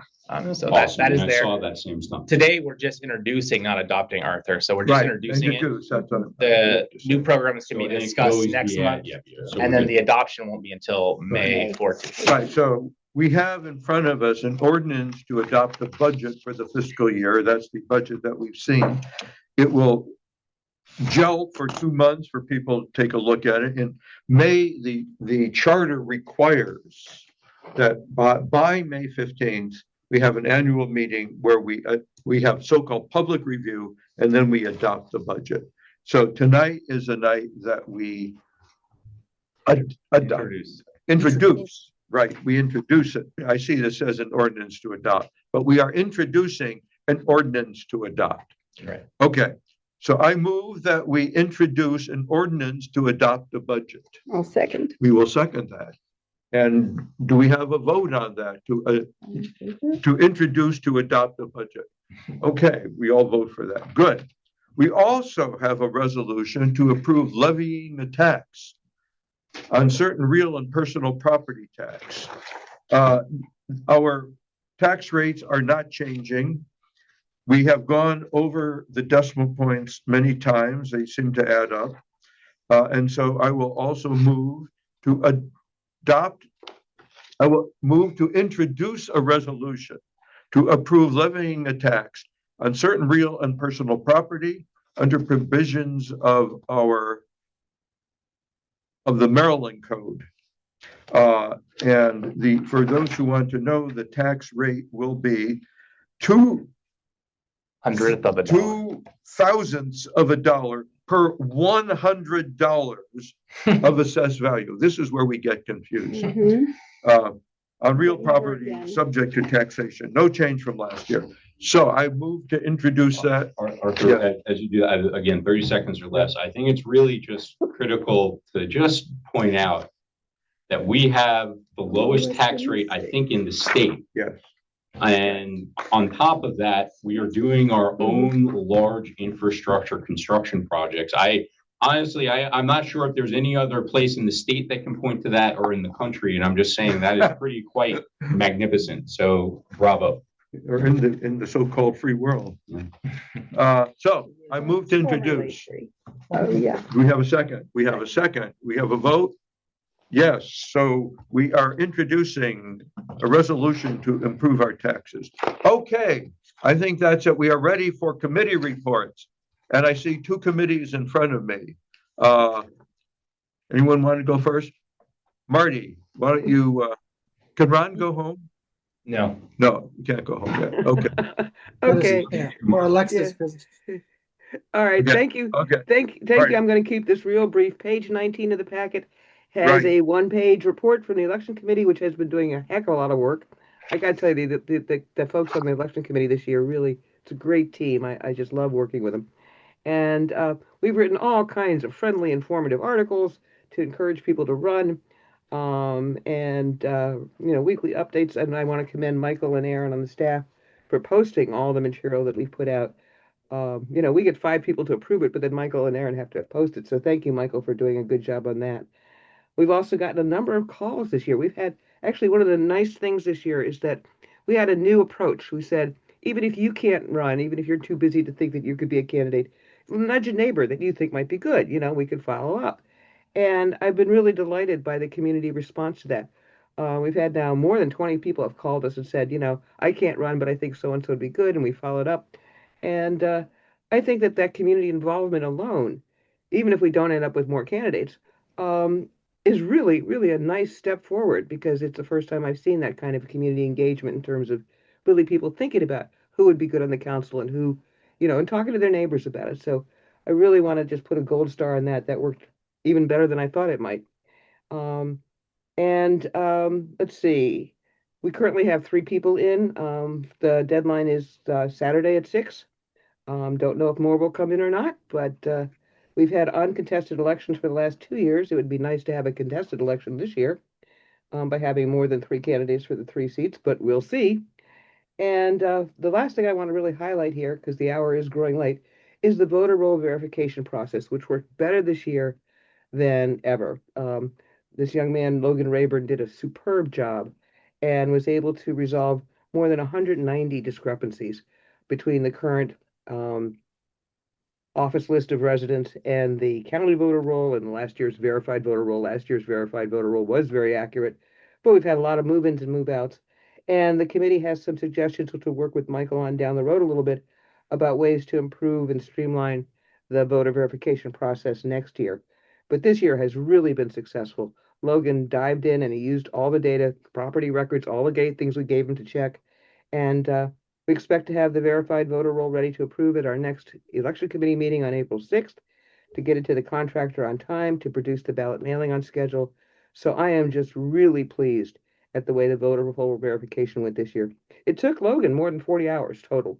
By the time he finishes, it will be more than 40 hours to do the job. It is not a simple matter of comparing 2 or 3 spreadsheets.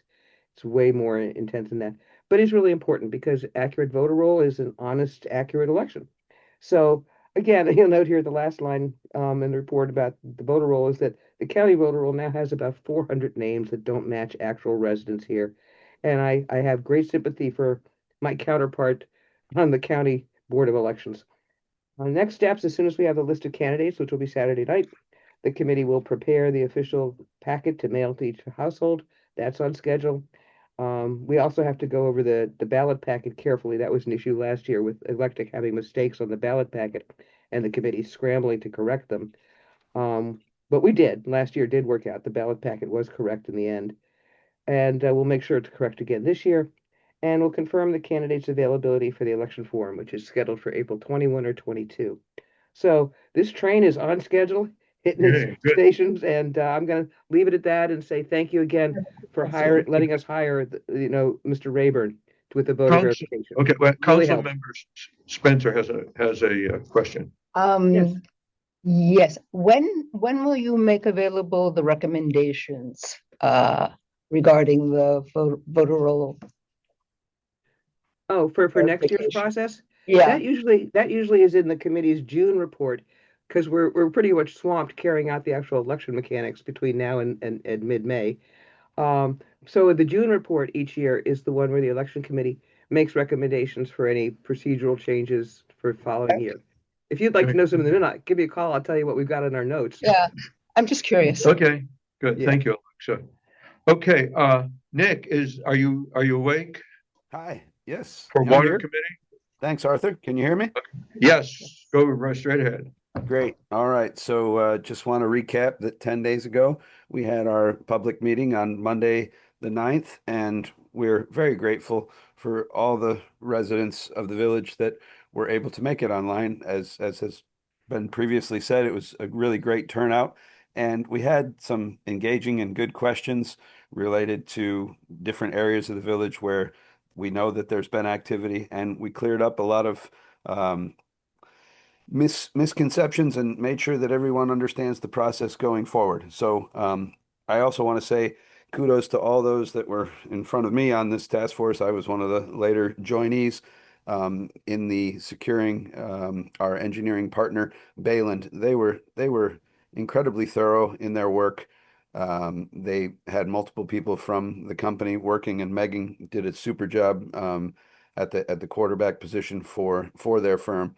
And we appreciate so much the work that they did, the careful considerations on all of our comments, some that even between members of the task force disagreed and looked at getting to ultimate resolution on each one of the issues that we presented to prepare our final report, taking comments and revisions from the meeting and a previous meeting, the first one that we had with the village to go through. As stated earlier, also, our plan is to present the official final report with the cover letter and the action plan that we're recommending to the council for consideration that will be during the April council meeting. So that's the update from us, and look Thank you. forward to presenting that. Any questions, observations? Thank you. Just awesome. Anyone who attended appreciated how thorough that was, and really, again, we mentioned in the budget introduction, really looking forward to implementing, several of the recommendations. So kudos and onwards. And I do want to say, Keith, as he left, pointed to me, and I don't know now that my name is on there, I assume this is not a conflict, but he said, Jeff, could you report out for the committee that we are moving forward on the May sidewalk event? Okay, So good, there you go. That was Okay. his update. good. Thank you. Thank you, committee members. You've done a lot of work. Okay, now Jeff is going to discuss briefly an idea. What? Oh, no. Oh, okay. An idea that he is further developing, something we have been talking about informally for a year or two, and that is that the village might consider buying a property around the village, either for use as an office. Considerations that have been in my mind for years is this building could be sold and torn down, could burn down. We could lose this in some way. And I think years ago, I wrote a treasurer's report saying, what would we do? Could we afford to buy a property, buy a house, and move our office into it? We could also be used for parks, for recreation, for other uses. And Ron has taken this further. No, Jeff has taken this Well, further. that's why we wear different colored I ties. saw Ron you know, we looking got- at me up here.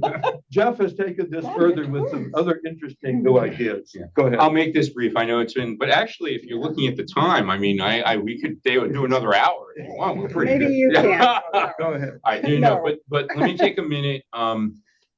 Really, I can't say enough about the exciting findings that we've been doing in the outreach. And I want to thank Ron, for your advice and who we should target. We went to Garrett Park and we've gone to town of Chevy Chase. And actually, I apologize, Ron. Today was one of those days, but we got a really great update from Garrett Park this morning. So I'll just do about 5 bullet points. There's a document here. But here's the bottom line, very exciting. And I want to share that, I think the focus has been, though it's part of the toolbox, not necessarily purchasing a property, because that would really drain our resources in a lot of ways and may bring in even more risk in terms of leveraging ourselves.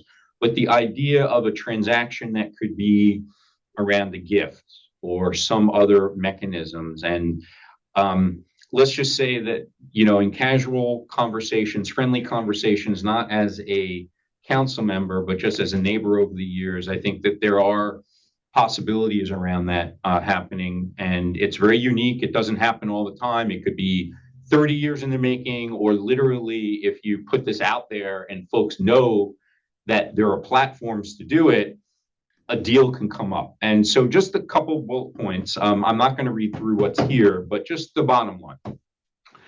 There is absolutely a viable pathway for VMA to accept properties through a structured gift arrangement or some other type of existing authority. This is not something we reinvent the wheel. And again, thanks to Ron, we have very specific examples, Garrett Park, and then other things that have occurred elsewhere as well.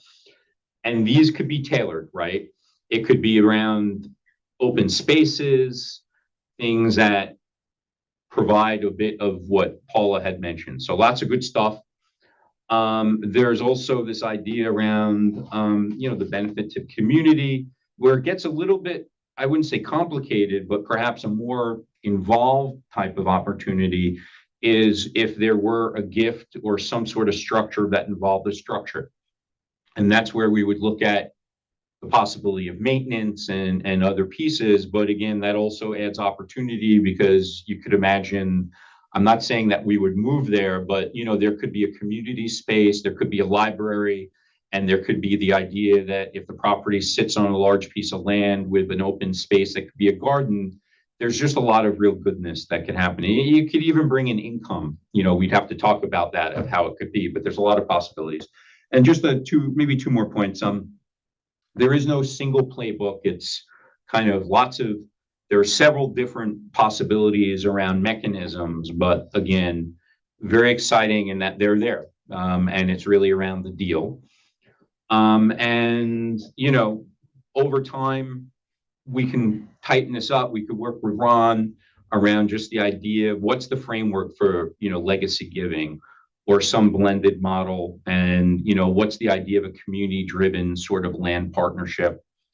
And this is not something we have to allocate in our budget just yet, but if we do it in a way where it's not an outright purchase, but through some of these other creative mechanisms, we have the reserves for it. I mean, you're talking about tax structure, and again, this is where Ron and our auditors and our accountants can come in, but really it's a very doable, a very foreseeable possibility. And last thing, it is a deal thing. And, again, it's around relationships. I think that is the bottom line that we've learned from reaching out, that you advertise this. It's not all of a sudden you're going to get 50 opportunities, but we all know the community. Some of us have lived here over 10 years, 20 years, 30 years. And so it's around those conversations that you have. But I'm a firm believer. I do believe that there are some possible transactions out there, and you never know. It could turn from, it's 10 years from now to, maybe we're looking at next fiscal year where we could build the structure so that when there is a transfer,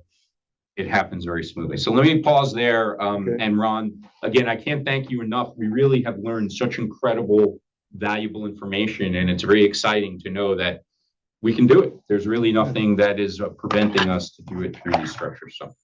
Okay, thank you. So we can add to the variety of ways that we may be able to acquire in some way properties for village use. Okay. Alexa, there were some suggestions from the election committee. I think What? you're skipping me. Oh, am I? Yes. Oh, okay, sorry. I think Ron is looking for permission for Okay, yeah. forgiveness. Okay. You want to skip? No. Do you want to go do your thing? Sure. Is Ron okay? He looks like, I think he wants to say, good night. You want to say goodnight? No. Oh, no, sorry. Okay. I'm hanging around Fine. for the next item. Yeah, the Okay. protocol. Manager's report. Yes, Sorry. I'll make this quick. Thank you all. It is 9:30 exactly. Perfect. The resident directory is done. It is going to press and it'll be arriving shortly in your mailbox. Thank you all, for everyone that's sent me their updated contact information. It's been the process. The election committee follows their process and I follow my process to try to update that list. And we've been sharing information with each other. When I get updates, I send it to them. When they get updates that I don't know about, they send it to me. So that's been helpful. The second point here is really what I want a vote on tonight, or at least a head nod saying it's okay. I do want to hire, and I've identified an independent consultant, Wayne Dawkins, out of Columbia University, with project management and GIS database experience to help me with those projects that I mentioned earlier, with our RFPs that are being posted in April and will need to be up for the entire month of April. And the other thing that we will want to do during that process of posting these RFPs for our waste management contract, as well as for our arborist. And now we also have to, hire a building permit administrator as well. Those processes need to be posted for more than 30 days. And very small municipalities like us, as I'm sure you all are aware, have a very hard time getting bidders. These are very specific types of contracts. Our waste management contract, for example, is our biggest contract, and also we have specific demands that are different than a And lot you of also said other. we are getting the most number of complaints. They touch everybody in the village several times a week. Yeah, So it's the greatest opportunity exactly. for To have a complaints to complaint. arise. Exactly. Yeah. There's 4 trucks that drive down your street every single week to touch your trash. So that is a big contract, and I will need help reaching out, researching what the other towns are doing, researching what other companies might be out there, reaching out to them, trying to get them to bid. So we're doing a full court press trying to get those bids in. So this is my hope that we can bring someone in to help with that project. Good. So do we need a motion? We don't need, We don't need, how this is much kind would of this by cost? consent. Yeah, that was my question. How much do you anticipate? Oh, yes. I'm planning to have him work about 10 hours a week for 2 months. And it will be under $5,000, Oh. a maximum of $5,000. Well, we don't need to have a formal approval That's of correct. that amount, but That's I correct. will say, go, go, go. Okay. I would just say go. You would say, I'm not quite as. you want to say, go, go, go, go, go? You could say Okay. go, go. Went. If you all say go Go once, get it. then Okay. we'll move Go forward with for this. it. And that's Okay. a good start. He says enough already. I do have just one, and you brought up the most important part of this is finding folks ain't easy. Mhm. And so whether or not this is, contract specific where we can't really go in, but it's more about relationship management. Mhm. So, again, we're not doing sole source, but we do have a current contractor. So are there signals of not that we're preferring, but more of the idea signaling that their contract is up and we're going through a process and they know that they're welcome to bid. This is not about because of poor performance, but Absolutely. if they would Yeah. like to, we welcome them to bid. Waste management has been bought several times, and they have changeover in staff all the time. So the first thing I'm going to be doing is getting on the call with whoever their sales rep is and being like, here's our process, here's the bid, here's the proposal. Have you bid yet? Have you bid yet? Have you bid? We absolutely want them to bid again. They might be the only bid we get. Yeah, they may be the only ones who can do what we want. Because, and we do have such good relationships with the actual guys that drive down our street. With the management, that's a different thing. Their management has turned over a lot. The guy that we really liked, that was their route manager, just went and took a job with the county. So they're constantly going through turnover. I mean, I think it's a very hard job and a very hard industry. So, and I think they do fantastic work. And you're getting the extra muscle here to, yeah. Yeah. Well, and then also with this contractor, Wayne Dawkins, he's potentially someone that we would, use for other projects as well. If he works out, this is kind of a little test run, with someone who's currently unemployed because of the federal government.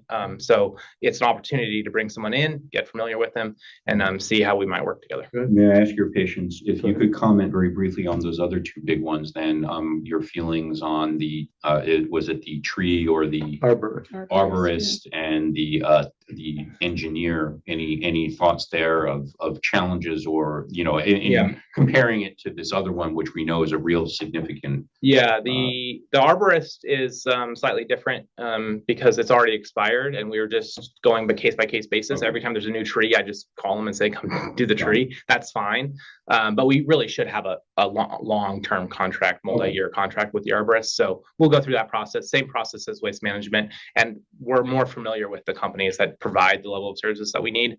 The only part that I'm curious about, and I wish Paula was still here for this part, is splitting out the tree planting program, because Mulherron is very, very expensive for the tree planting program. And I've heard from some of the other towns that they actually go directly to specific nurseries and have them grow specific trees that they want to plant in their community. And that's actually much cheaper. And they'll even come out and do the planting and stuff. So where versus Mulherron that hires a subcontractor to do the planting, and we have received complaints about the quality of those plantings. And sometimes they leave burlap bags on and those types of things. And then I know Ron is still here. You're hanging on, Ron. You're a trooper. But the question is, so we know the technical engineer, that's a big one. And, you folks have been doing a Herculean amount of work around the variances and permitting. And, that's a big hole. You've been picking up that, and we thank you. But so your thoughts on that? Do you feel that will be something that will be difficult or relatively straightforward? I do think it'll be difficult. And Ron can speak to this too. And there will be more conversations about this. We don't need to answer all the questions on this tonight. No, it was just a quick. Yeah. The former council member of Somerset has taken over for Doug Lohmeyer in Somerset, and apparently he's also taking on other municipalities. So the question is what's his capacity? How many can he actually take on? Does he want to turn this into a business? That would be an ideal situation. Him start hiring people and training people on how to do this job. This job is not, it's a hard job.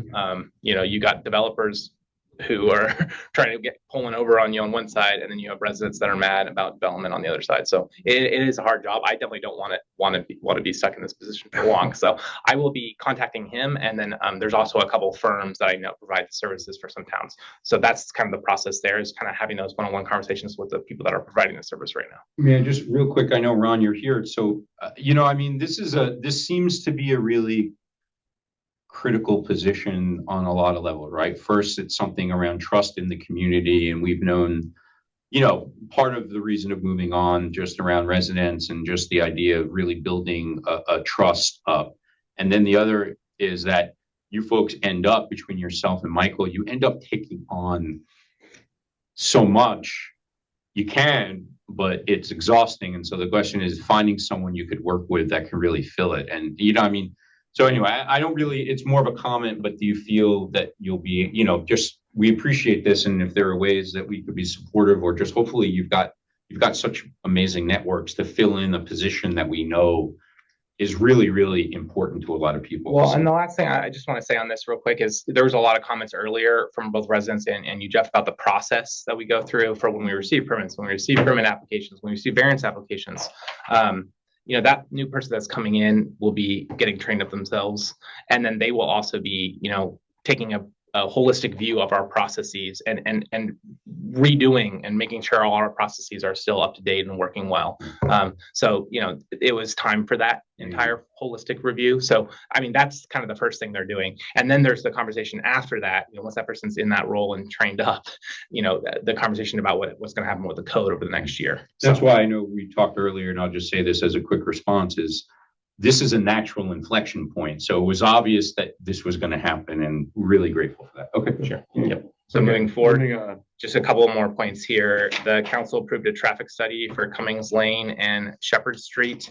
That data collection has been completed, and they are now putting together that report for the council's consideration. I hope to have that report for you for April, and we'll see if actually the engineer can come and present that as well. Good, okay. That's the traffic group. Paul Dorr is his name. Mhm. And then one more thing, I have a quote here for you all to consider and vote for. Again, this is under $10,000, so I could just do it, but I like to, whenever possible, be completely transparent and put the quote right in front of you. That's on page 23. I'm going to ask for you all to vote to approve this. Good. This came from the council. I have done some research and found who paints the curbs in front of fire hydrants, and here it is. And included in this quote is repainting the stripes on the new speed bumps on Turner Lane that we got a significant amount of complaints about, including from 2 council members that live on that street. We would just remove that current paint and paint the standard white kind of arrow. They call it a chevron. Right. Is this the same Veers who used to do our Mhm. paving? It is not the same Veers. It is his brother. Okay. Spelled the same. Yeah, Okay. same last name, different first name. This is Billy. this is Billy. He's the one that's That's done all of. AB, right? AB did our. Yeah, AB Years Sidewalks was the and guy who's closed his business. Is no longer Yeah, right. no longer doing concrete work. This guy specifically does painting. He's the one that's done all the painting of the crosswalks and stuff in section 3. So he has the ability to go well beyond this. Okay. But I said let's keep the scope narrow at first and see what there. There's also an option here which I'm not recommending we move forward with right now, which is removing the old paint that has been chipping for years in weird places on Cummings Lane. 25 years. Yeah.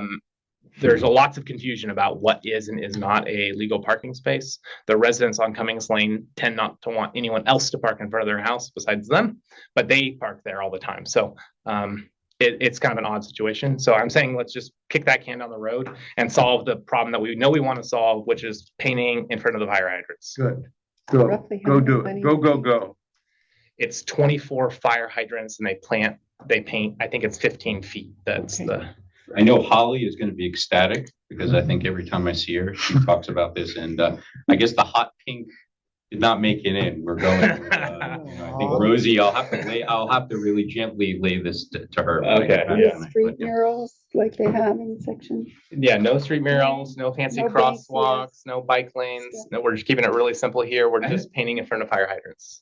Arthur, I know that you made, it wasn't a formal motion, but the idea you wanted to do your handprints on the sidewalk. Yes. Yeah. We have to reserve. I want council approval. I don't think you're do- gonna get that, Arthur. Hmm?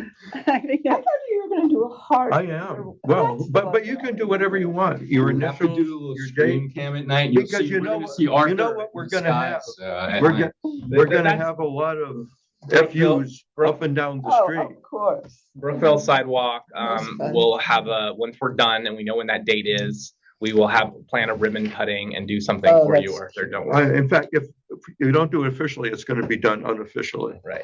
We'll figure something out, I promise. Sneaking And then you're gonna have. to The send last thing on my thing is I did prepare the building administrator's report, my very first Wait a one. minute, wait a minute. What is this about a street light? It's the same street light we have been putting on. Oh, that's, I think you meant a traffic light. Oh, Okay, no, no, okay, no. okay. No. The overhead light on okay. Brookville Road that we want to add. in that one Right, dark yes, spot we want our street light. On the other side of Cummings Right. Lane, yeah. I did prepare the building administrator report today. It Yeah. is in the packet. The two things that we should note is the variances have been approved for 7303 Summit and 7206 Summit. So 2 variances the council passed. I just want to make sure that's on the record. And the rest of the building report's pretty same. I am aware of a driveway and potential garage permit coming in, but we'll wait for that. We haven't actually received that application yet. Okay, That concludes my report. Thank you. now are we up to Alexa? I promise to make this.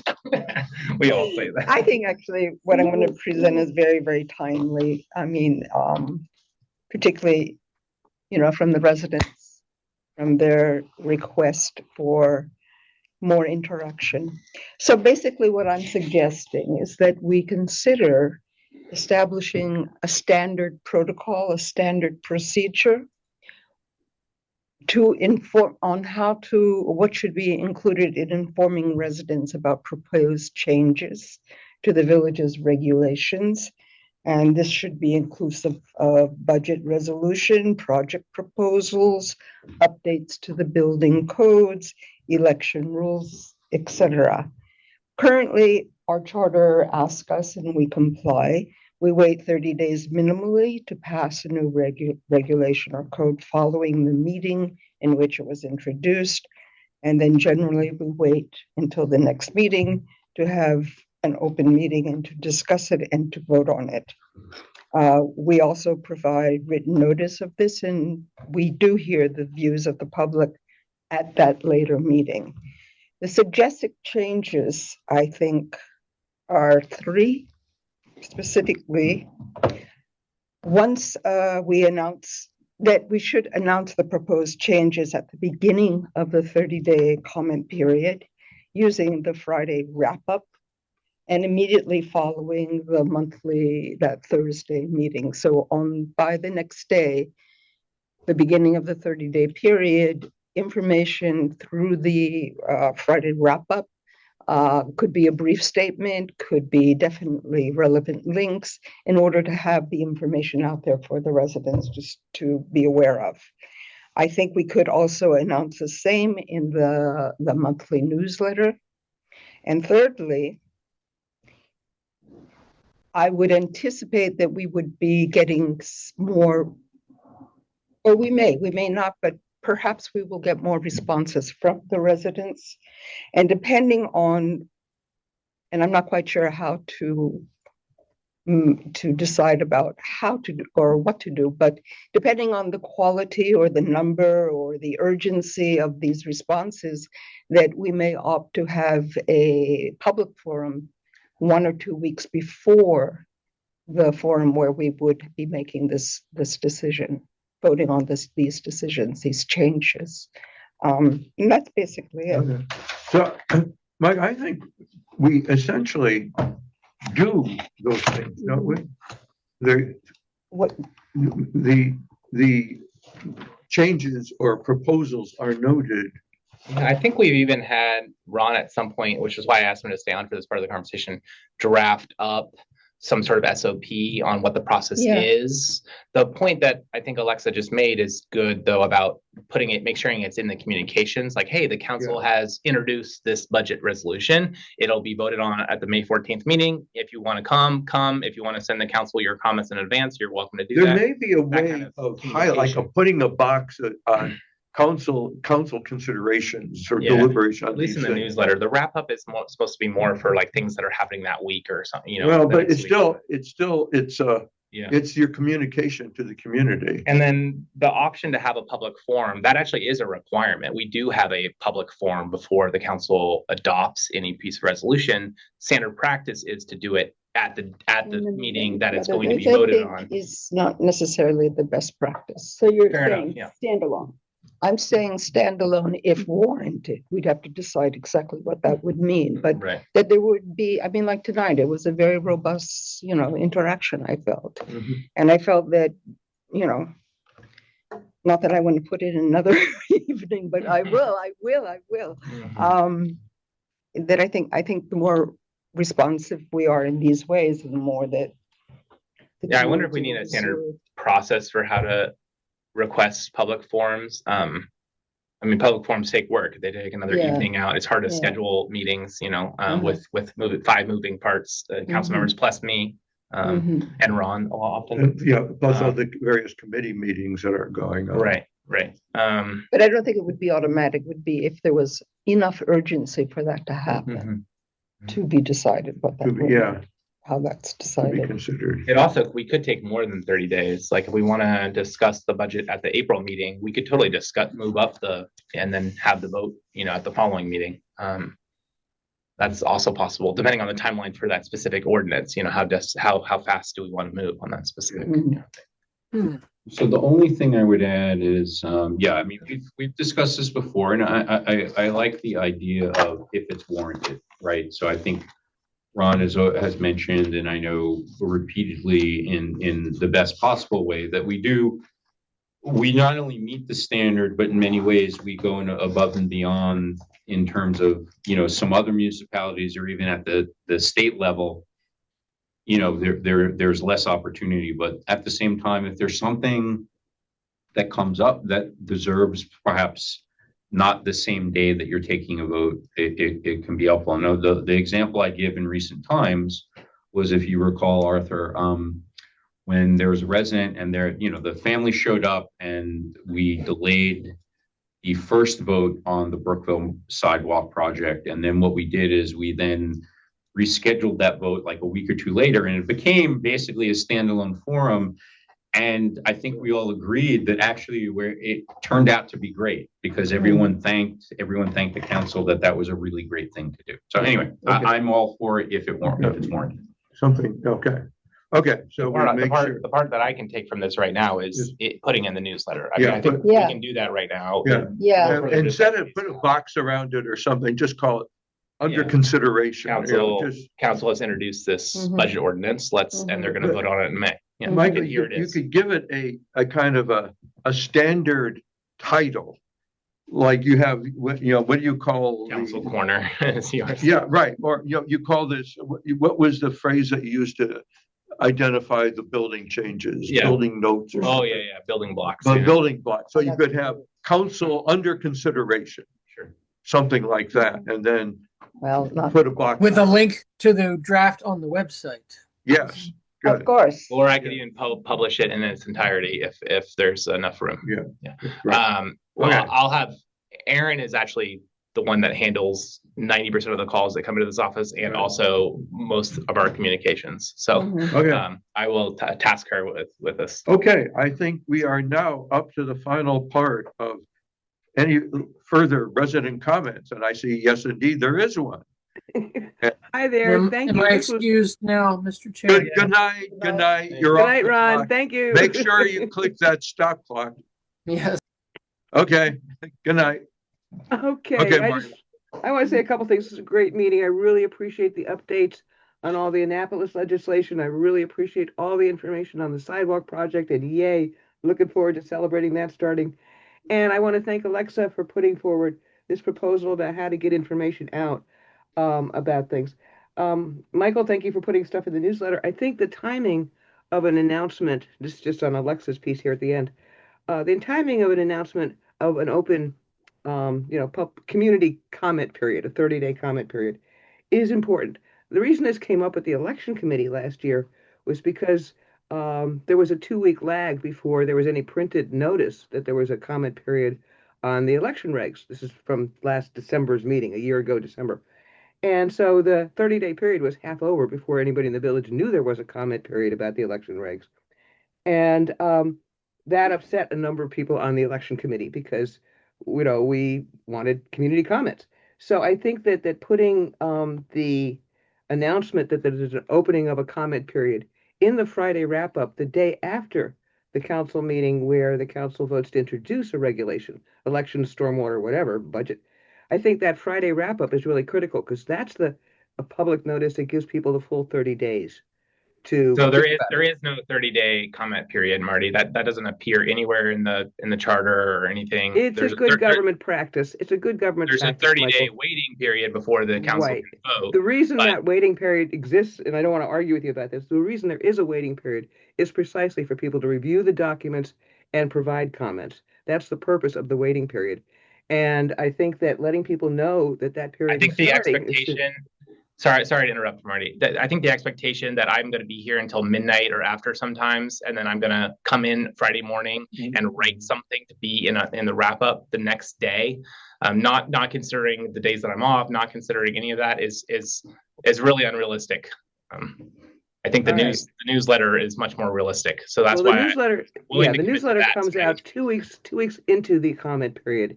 So it's not a only comment period. Yeah, okay, call it what you like. It comes in 2 weeks into that 30-day period. And so the residents don't know that there's an opportunity unless there's some way to let them know sooner, rather than having only 2 weeks. Now, again, I don't want to make more work for you. That's the last thing on my mind. I'm always one of the people championing, try to make your life easier. And I think that it's just really important to have community information when people are being asked to comment, to give them the maximum time. And the law says we have a 30-day waiting period because that may be the time people need. So I don't want to argue tonight. I want to thank you, Alexa, for bringing it forward. because it was a concern at the election committee a year ago. And it still is. We really want to see. This year, what the election committee was able to do was we wrote the Friday wrap-up piece saying, hi, the council voted to introduce the election regs at December, and they'll vote to adopt them in January. If you want to comment, here's how you comment. So the committee actually took that responsibility. We provided it, and it went in the wrap-up on that next day, the Friday, with no problem at all. And I think election committees would be willing to do that in the future. We were certainly happy to do it. Give it a try. Yeah. And other committees can do that too. If they want a comment period, they could say in advance to you, Michael, here's the piece we'd like to see in this Friday's wrap up if the council introduces it. So I think it's more easily done and it doesn't have to add to your workload, which I, again, very much like to reduce. Thank you. Try that next time. Okay. We have one more resident left if he's awake. I don't think so. So we have any comments from council? I have one last question for Michael. The date is set for April 13th. Is there anything that prevents that from happening? Is there any dependency, or is that the Ayatollah sends a missile? Oh, well, I don't want to joke about that, but is there anything that is in this process that is a contingency or dependency that you can't start on the 13th? Not that I'm aware of. There's always something though. I was just, if there was anything that you knew you were. Yeah, I mean, I was holding off to put that schedule out until the packet today, yesterday, because I'm definitely nervous of that and watching that. The first block only has actually 2 residents that live on that block that it's along their property. So, okay. and I have definitely spoken with one, and the other has never responded to anyone. And I think it might be a renter even. So I'm not worried about either of them. And actually that's the easiest block. So I'm actually glad they're starting down there. It really is the easiest block. The only thing that I'll mention is that there is not a sidewalk on the other side of the street. So I've told the neighboring municipalities this, we're starting there and there's not a sidewalk across the street. So wait a minute, there's not a sidewalk on after Bradley Lane on the other side.